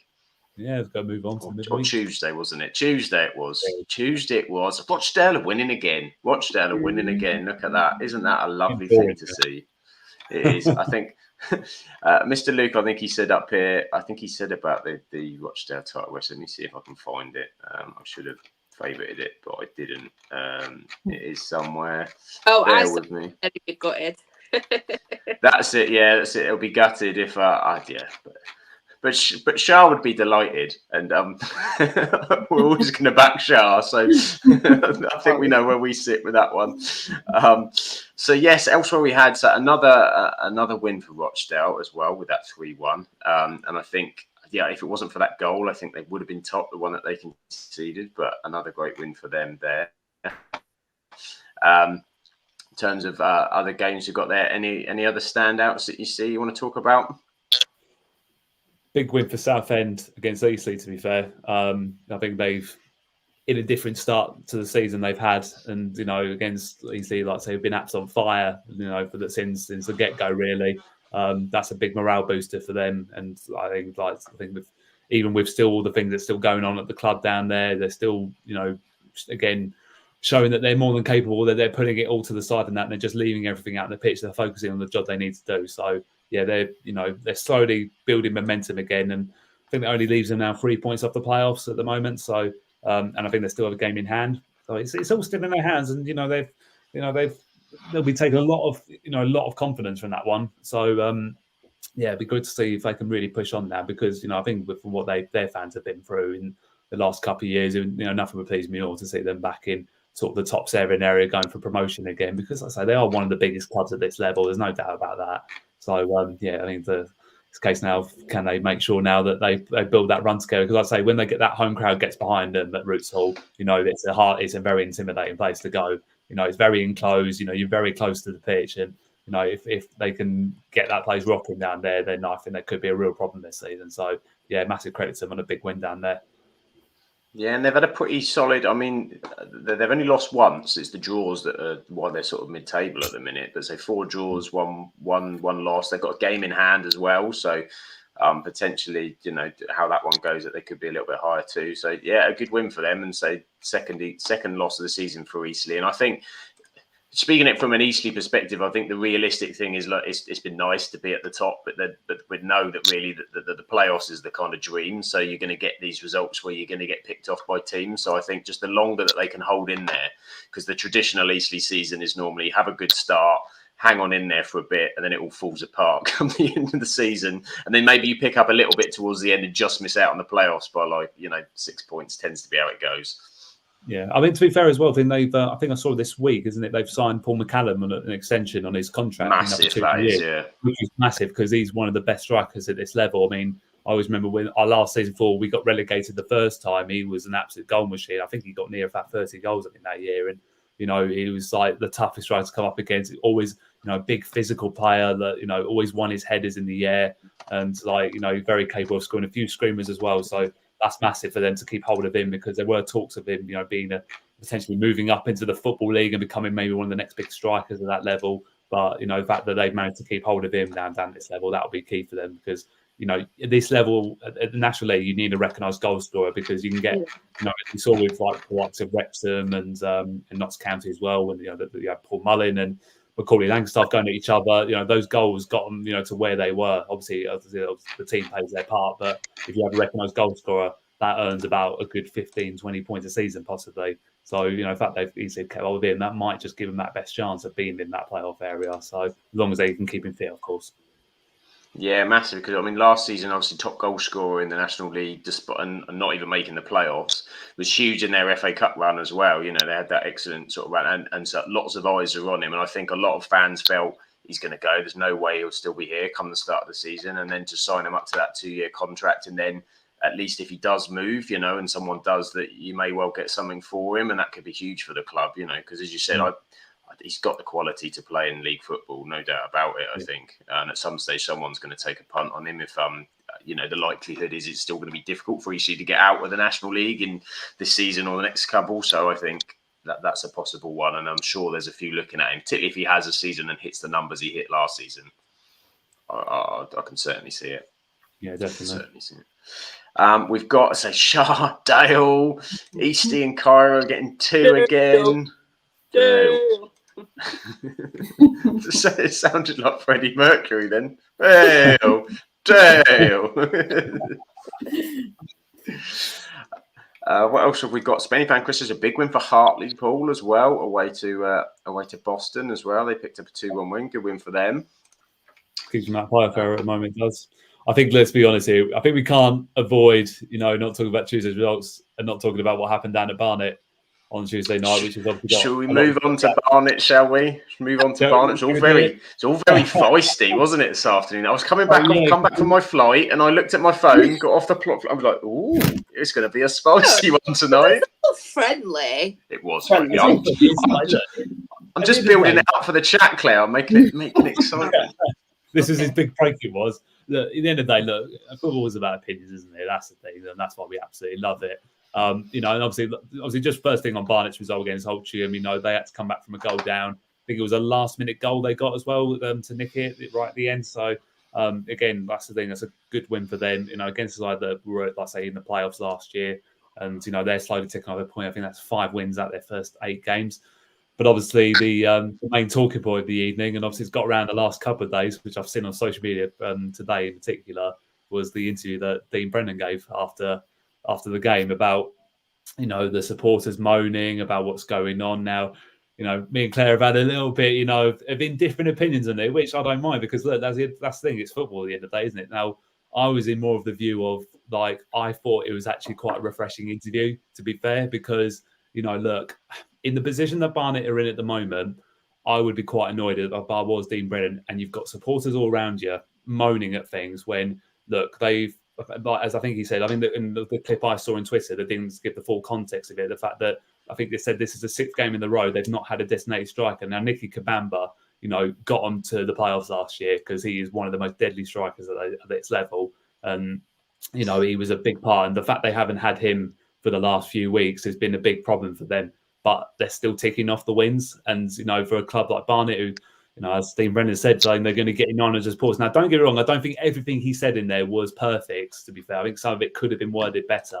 But I found it quite refreshing, the fact that he was actually able to say, look, I'm not going to take that, from sports thing. Look, I came in here, we were bottom of the league when I joined, and now he's been consistently in the playoff area for the last, 2 or 3 years. And, for a club of the limited resources they get and the lack of people they get to go and watch him, I think he's done an incredible job there. And I think for people to say that, he's still, I mean, I probably know it's only probably a few supporters that are probably doing it. It's not a big majority of them.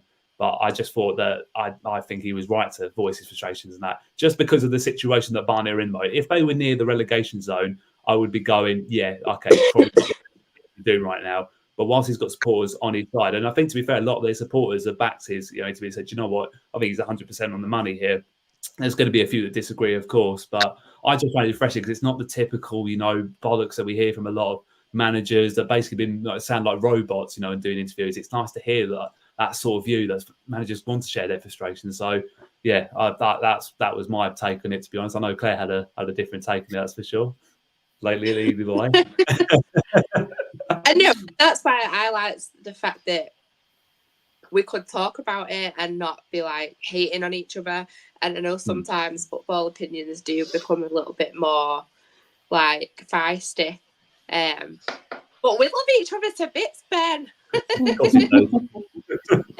No, I thought I didn't mind some of what he was saying, but I felt it came across as really aggressive. And I understand the frustration.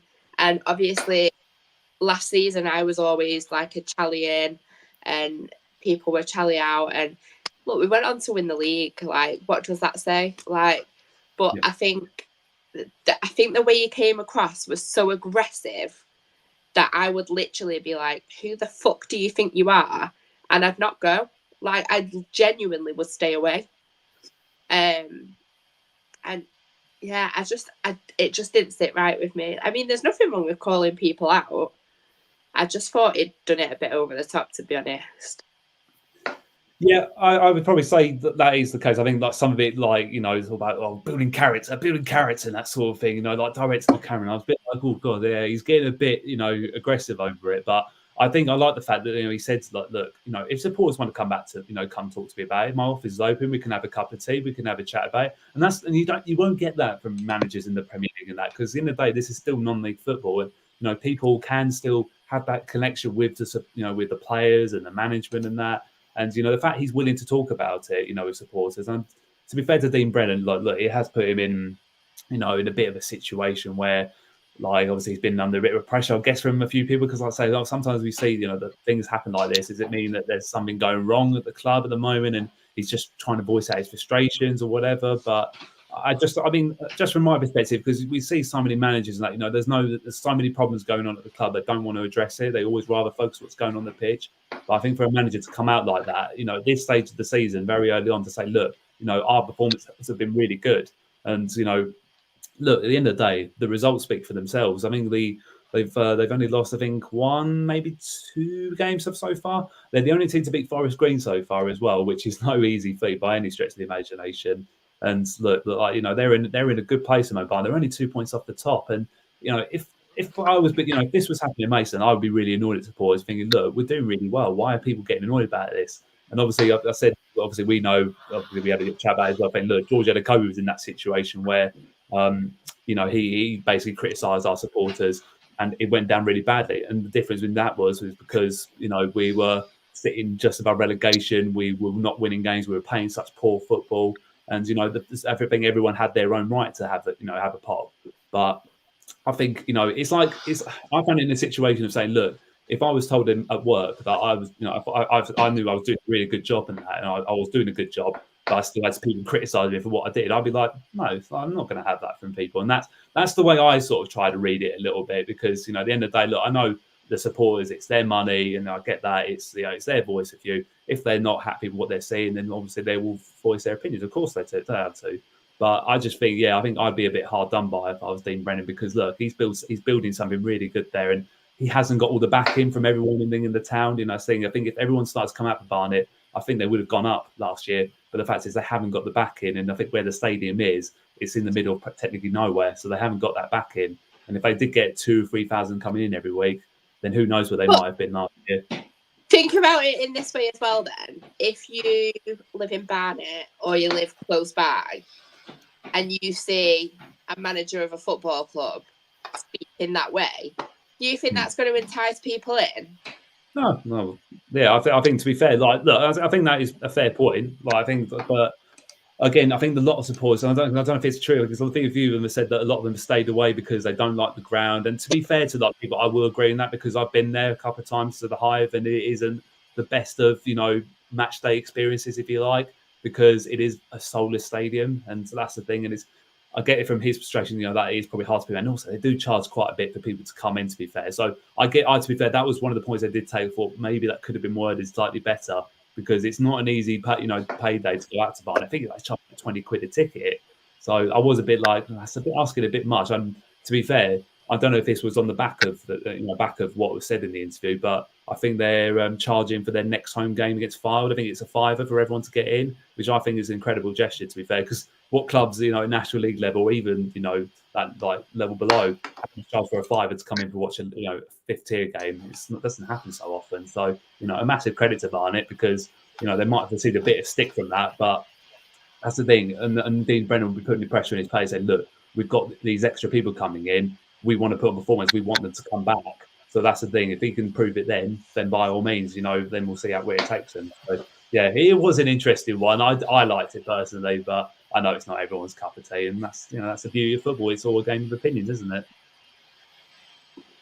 This is it. There we go. So you can have a respectable football conversation, having two sides, and with friends. That's how football arguments should go. That's the thing, rather than just get all aggy about, isn't it? Get out, you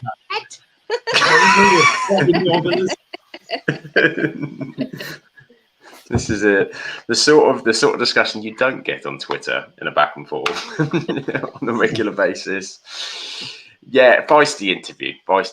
To be fair, feisty interview.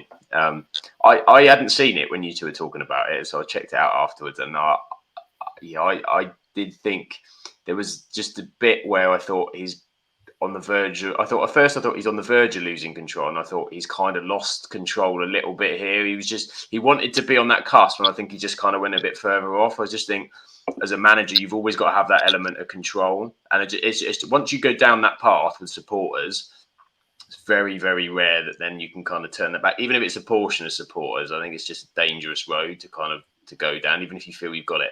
As I said, I like some of the passion, I like some of the honesty of it. Particularly as I've got a manager, I can't understand what he's on about half the time. So it's nice to see. But just maybe, that control bit got a little bit too far. And I wonder whether maybe he's thinking that a little bit too much. But it's done now. So he's got to live with it. I felt sorry for the interviewer, to be honest, because he must have felt really awkward having to stand and listen to it. I mean, that's the thing. I've been in that situation where obviously maybe not most interviews haven't quite gone like that, but it's almost like, they come up with something unexpected. You go, I don't actually know what to say to them next. That's the thing, because they're going on a tangent. You want to try and bring it back to the game, but full well they don't want to talk about it. They want to talk about that. So it's quite hard to bring it back. And that's the thing. And I would have felt really sorry for the interview. I had to deal with that. But again, he's probably trying to keep him on his side a little bit. And he was probably trying to take it away, but he thought, okay, look, if this is what he wants to say, then let him say it. Because then the thing, they could have easily edited that out. That's the thing. They could have easily done that. But the fact he said, look, no, I want that to stay in because I was supposed to see it, for real. So, yeah, and then that's something Dean Brennan wanted. The other thing in it, don't forget, is calling people out that go for not buying stuff when they're there, like food and sweets and whatever. It's about £3 for a packet of sweets that you can get in the shop for £1. Make your prices more reasonable, and people might buy it. Well, that's the thing.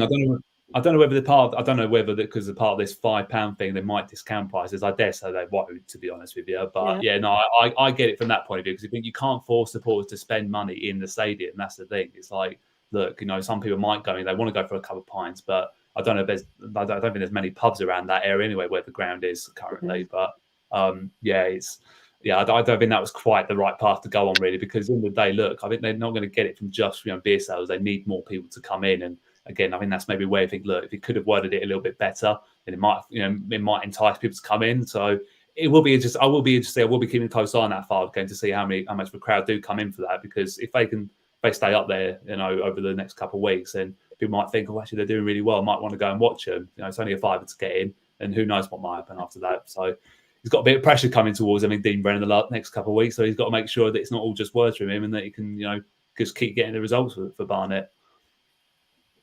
I hope he's buying the sweets as well. You've got to stick by your word. Pick up your Haribos, Dean. Pick up your Haribos. So National League, should we go to the table? Una la table. Look at that. Look at that. 17s everywhere.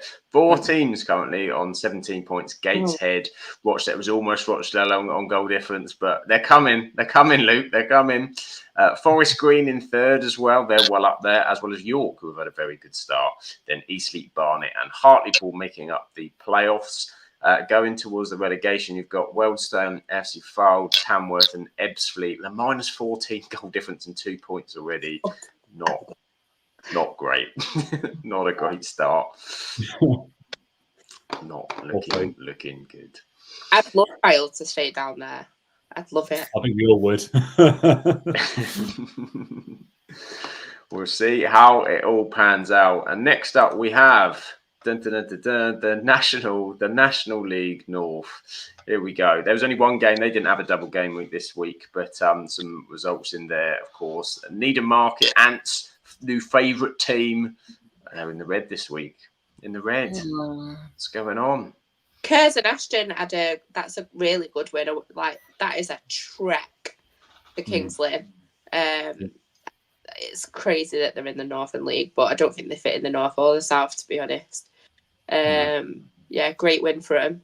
I don't know if you saw it online, but there was a lad that woke up late and missed the supporters coach.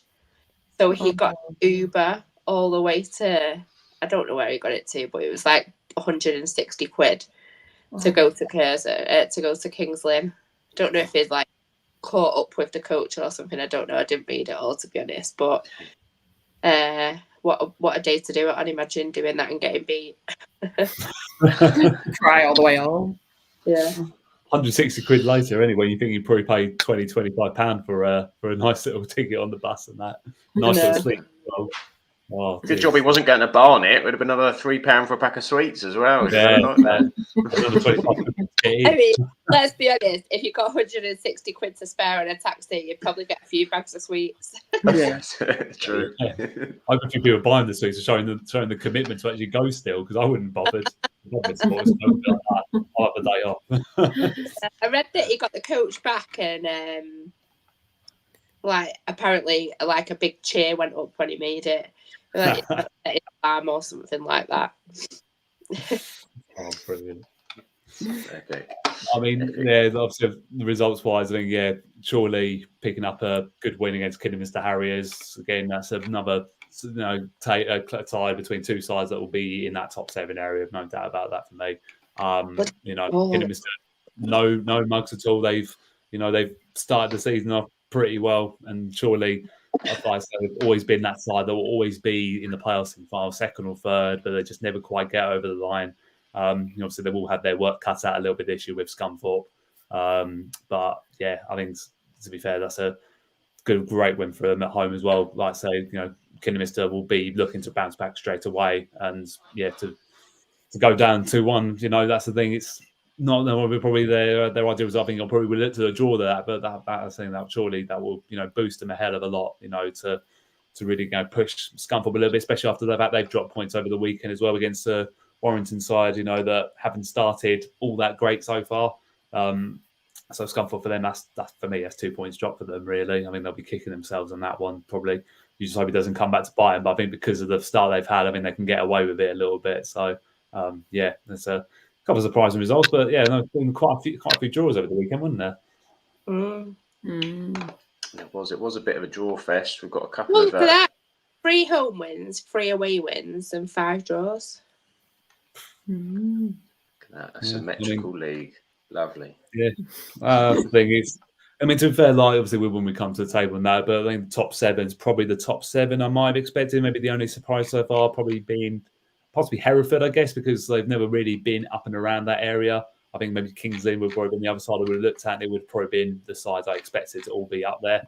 Even then, Curzon Ashton, I guess, actually have probably gone under the radar quite a bit because they're currently sitting 2nd. I mean, I don't think many of their supporters would have had tipped to where they are at the moment. So they're on an absolute roll, really. So I think the fact they're picking up points like they are at Kings Lynn.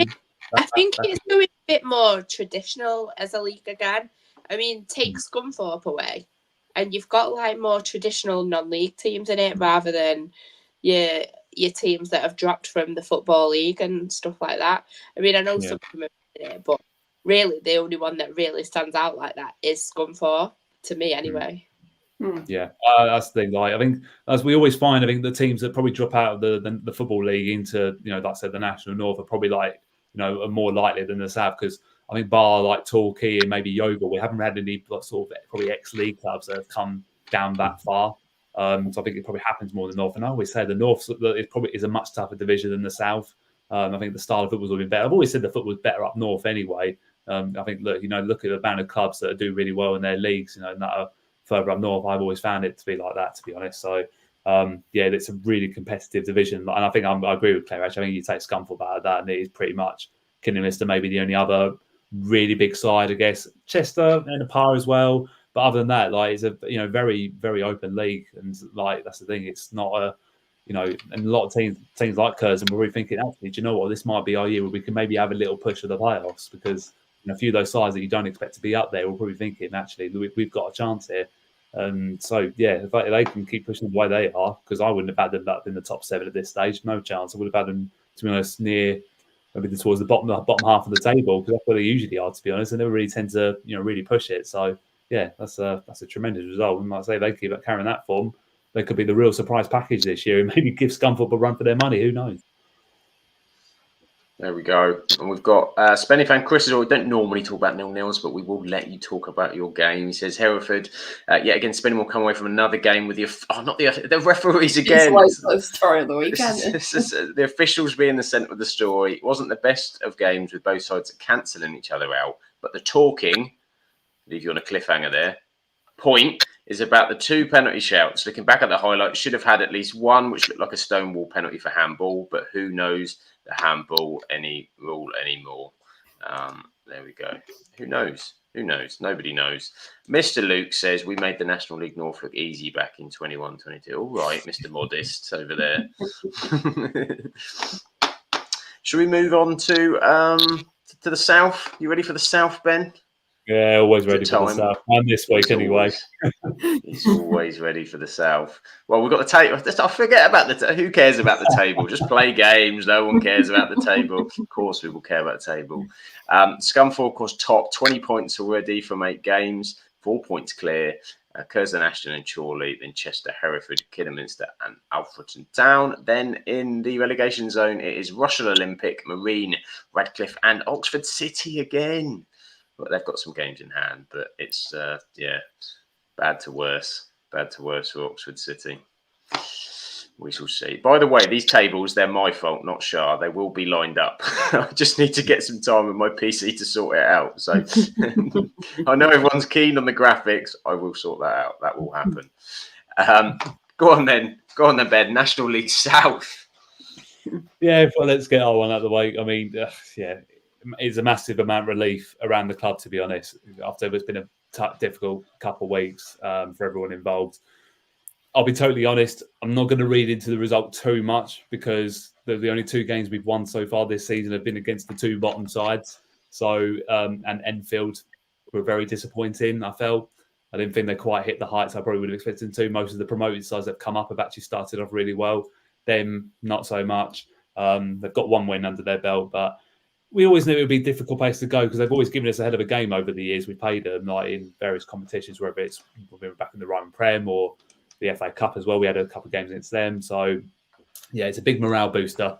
So, we dominated the game pretty much start to finish. A couple of moments where they slipped in a couple of times. But, we looked very dangerous going forward. We played a lot more with attack intent, which I was really pleased about.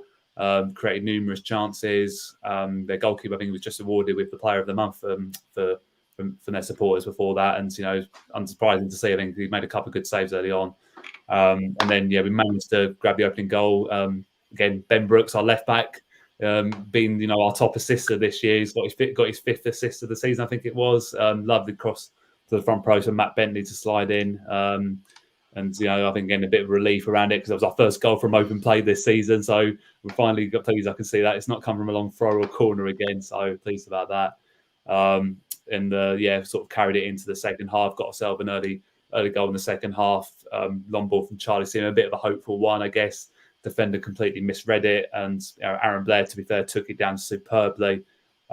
before taking another touch and then just slotting it, across the goalkeeper, tucking it away nicely, double our lead, superb. And then, to be honest, we looked really comfortable.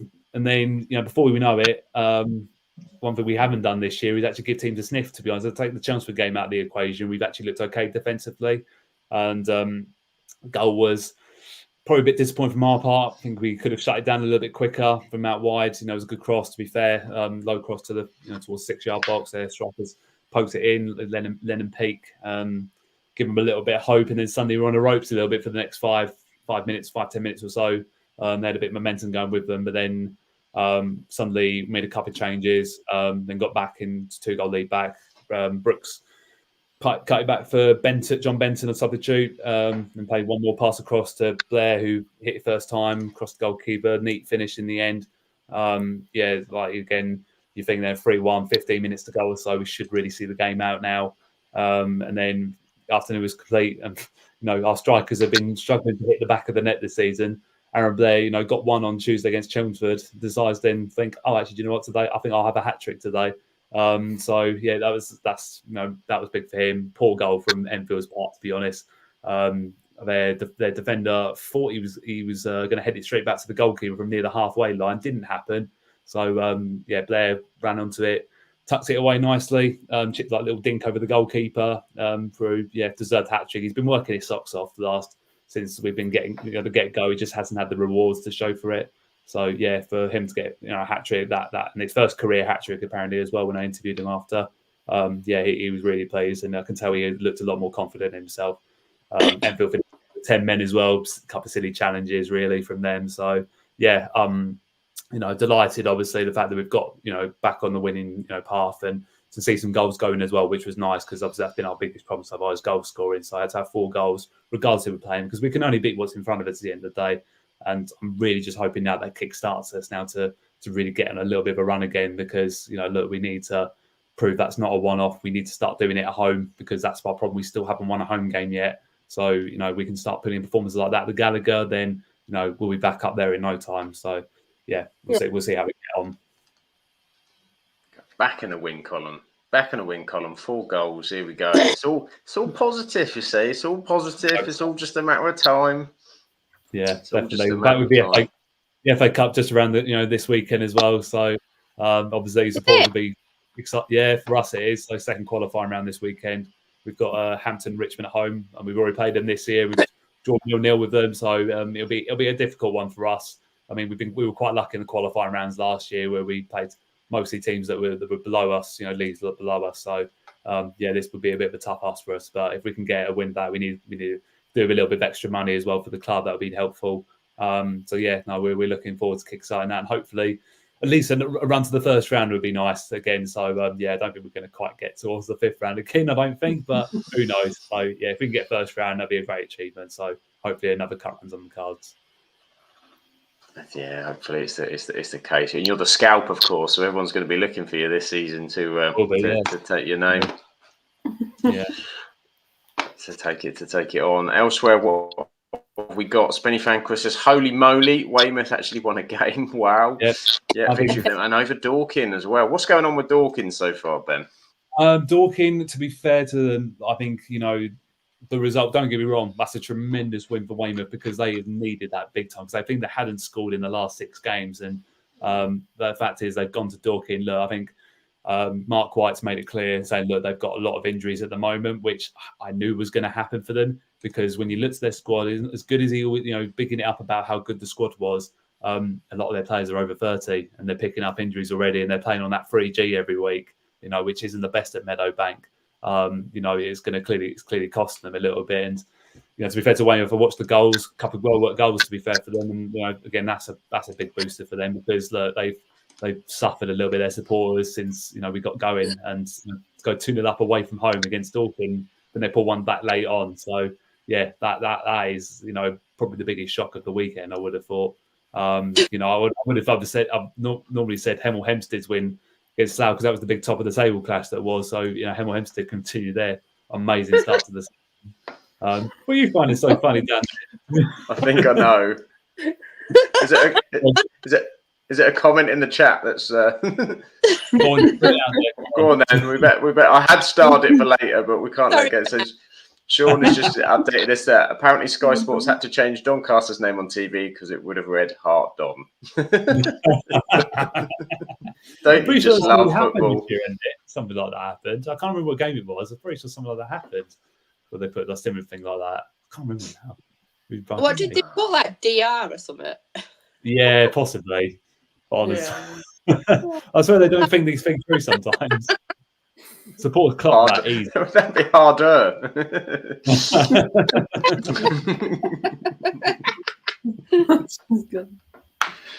Oh dear. Funny. Classic. Yeah, DR apparently. There you go. Yeah. Brilliant. But yeah, no, Weymouth, absolutely fair credit to them. The manager's been under huge pressure there. They, like I say, the goal scoring has been non-existent for them. They've been bottom of the table with 0 points. So then to get their first win of the ball, that is massive for them and against one of the big sides. So yeah, that may well push them on. Who knows? But I don't think. I think that they'll get a couple of good results, but I still think they're going to go down. I still don't think they've got enough in the tank. So I think Dorking, are finding it tough at the moment. I knew they would because it is not. They've come into probably the hardest National South division we've had for a number of years, and yeah, they're having a little bit of a run at the moment where they're struggling, and they're not the only ones at the moment because obviously one of the big talking points, particularly what I found today, obviously we've Charles put in our group chat was Boreham Wood and what's going on there. Already sacked the manager Ross Jenkins after 8 games, and which is a big surprise because, I think, don't get me wrong, I think under Luke Garrard, they had an identity. You could tell they had an identity. And when they played us, I didn't think they were all that. When I looked at the quality of that squad they've got, they've kept a number of their players from last year. Players that only a couple of years ago were in the playoffs in the National League. And, they haven't maybe adapted to this level as quickly as I thought they would have done. And again, that's a 2-point drop for them against Hampton. And the owner, Danny Hunt, is probably looking at him thinking, we can't afford not to go up this year. And, if we're dropping points at this stage of the season, it might set the tone. And, I think personally, I don't agree with that decision from my perspective. I think Ross Jenkins was starting to, he was starting to get something going there. It takes a number of time. It's a new coach. They've been under a manager for so long. Like, it's never going to work overnight for them. They need to get into a new way of playing. So, yeah, that's a big surprise to them. And I will be interested to see who comes in now, whether, because Luke Garrard is available at the moment, maybe they thought maybe we might have made a slight mistake and bring him back. So, it wouldn't surprise me. Because I thought, to be honest, I thought Ebbsfleet would have gone for him. I'll be honest. We've had a chat about this in our media group, mates, we thought actually he would have gone there because that would have been a good project for him. But, it wouldn't surprise me now if they decide, I think we might have made a slight mistake. Like, can you come back? And I think he wouldn't. I think he would probably do it, to be honest. So I'd be interested to see how that goes down there over the coming days. Yeah, they've only lost twice.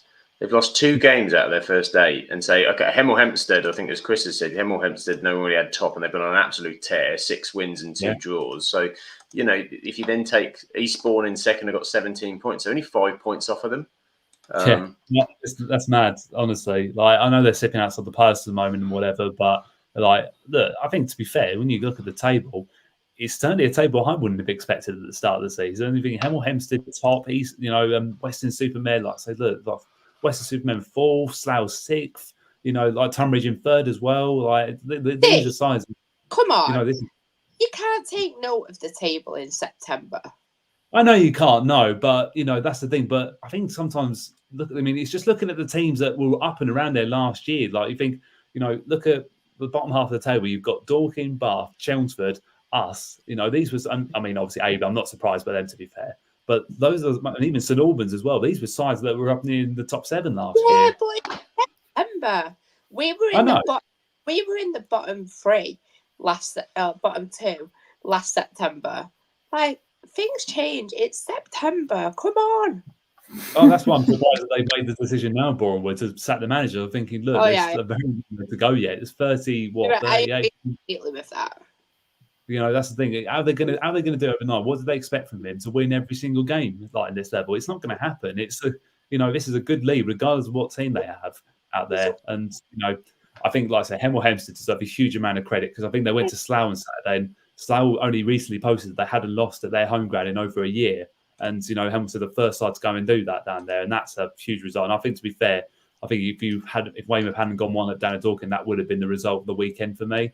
And like they're in a very good place at the moment. I don't know what's changed down there. I know they've had a bit of situation with managers the last couple of years, and I think they've recruited well over the summer from their perspective. They've clearly gone to a style of football that suits them, and that can get results. Because at the end of the day, at this level, you just need to be a nasty team to win games of football. Because that's how we won the league a few years ago. We were a good side, but you have to be nasty. You have to be. So I think Hamilton have always been that sort of club that are quite nasty. They will try and get in your head a little bit. We found that a little bit last year. So yeah, sit on my shoulder, mate. Yeah. But it is a very surprising league. It's hard one to call at the moment about where it's going at the moment. I think Eastbourne, the only side I would have expected to be up there, and maybe Torquay as well, to be in that top 7. Other than that, it's a top 7 at this stage. I wouldn't have expected. So, sides are proving that this is a very open league, and yeah, this is gonna be interesting now. But obviously, see how the sides obviously near around us are going to react to it as well as us. The Chelmsfords and the Baths and that, and the Dorkings as well, how they react. Over the next couple of weeks, because as the next month or so show, that table will start to shape up a little bit more. So we have to make sure now that we're in a run where we're getting back at least around that playoff area, because a couple of wins hopefully might put us back in the mix, but it's going to be tough. It is a tough division. So yeah, I think the cup run might do. I mean, the cup game might do us good this weekend. To be honest, just take our minds away from the league and then hopefully get back on it a little bit. I think it's Cheshire we've got next in the league, and they've had a very good start. So it's difficult, but this is what we expected this year. So yeah, no, it's an exciting league to be a part of. That's for sure. Yeah. Is it early days, and so that win under your back, then there's potential, as you said, table, so much to change. FA Cup next week, it's all starting to go. It'll go quickly from here, no doubt about it. Sit right on me. Graham making his quip of the week. Western are currently not having a Western sequel there. Of course not. And I think that's it. I think we've managed to cover it all in pretty good time this week. I think, to be fair, I think we're sub 2 hours, which is pretty good. I think we'll just remove that off. So we've done up there all the tables. Although there's one I just want to mention, because who is top of Southern League Division 1 Central? It's bloody Aylesbury United. It's the Mighty Ducks are top of Southern League Central Division 1. Get in, you Ducks. Get in. Who says the table doesn't matter after 5 games? It matters. It absolutely matters. And, well, thank you, everybody, for joining us in the chat. All you fabulous, wonderful people that make it so wonderful to do this podcast with you guys every week. Thank you to everybody for letting me host you this week as well. The wonderful Shah, who will be returning, so don't worry. She will be back. Shall we go? Let's go round the table and find out where we can find you wonderful people and follow you all. Ben, where can everybody get more Ben in their life? Oh, I don't know if you want that, to be honest, but if you're a sucker to be that, then it's I'm never going to get it. Never going to get it first time. Ben Stone's SG1 on Twitter, and if you want to keep an eye on our progress this season, then by all means give me a little follow. But I don't blame you if you don't. Magic, and of course we have the wonderful Claire, And Claire, which of Louis Barry's goals is currently winning your Louis Barry goal of the competition? We were talking about this in Hatters Hangout on Tuesday, actually. The very first one against Cambridge for me. Oh, was that the lob? Yeah. Yeah, that was a good strike. Yeah, that's fair. He's got more to come, so you can't judge it yet. Every goal's a banger. And there's fireworks going off around here, by the way. That's why the dog's trying to Oh, bless. Awesome. Trying to get involved. So where can everybody find you, Claire, and where can they find Hatters Hangout as well? Hey, that's how you do it. You can find me at Claire_Jeffs on Twitter, and you can find Hatters_Hangout if you're interested in Stockport County or who we're playing. We get together 9 p.m. on non-match days. On a Tuesday. Tuesday. Definitely a Tuesday. Go and check it out. And of course, Jen, where can everybody find you for when that first Morecambe goal goes in at the weekend? We can all feel it. I hope so, because if not, I might just go and cry in a corner again. But Jen on You can join me in my joy or tearfulness, whatever happens on Saturday. There we go. Do check Jen out. And if you want to check out me for some reason on Twitter, I'm at Sam Absolute FBL. But on YouTube, I'm doing some EFL videos, different teams. I was going to do one on Louis Barry, Claire, but I've lost my notes. My phone's deleted my notes. I know. That is shocking. That is shocking. So I'm going to have a little search, see if I can find it. But I am at Sam Absolute EFL over on YouTube. And of course, the most important thing, the thing that you should be doing, and if you're not doing it, then I don't really know how to advise you about anything else in your life, because the Absolute Football Podcast is here. And where can you find us? We are, of course, Mondays, Wednesdays, and Thursdays. On Mondays, it is the Premier League. We'll be back next week after the international break on Monday at 8:30. On Wednesday, it's the Absolutely Women's Football Podcast. Next week, they have their WSL preview because the Women's Super League will be back. They are, of course, covering the Women's Championship as well at the moment. And on Thursday, you can find Shah usually with the rowdy rabble of the lower league with EFL and National League on 8:30. And it's all available on YouTube if you're not available at the time to check out and watch afterwards. But we are at Absolute Ball Pod on Twitter, Absolute Football Podcast on YouTube and Twitch, on TikTok at Absolute Football Pod, Instagram, Absolute Football Podcast _. I think it's still on Threads, exactly the same. And the same on Facebook, Absolute Football Podcast. We are wherever you need it. And where can we follow your dog, Claire? Has your dog got a handle or a... No, the dog does not have a handle, but apparently, just right with me. Have you seen where he's sitting? Comfort. Everybody needs a bosom for a pillow, apparently. Everybody needs a bosom for a pillow, and there's no better way to finish the stream with that. Everybody needs a bosom for a pillow and a goal at the weekend. Say bye. Say bye. Thank you, everybody, and we'll see you on the next one. Catch you later.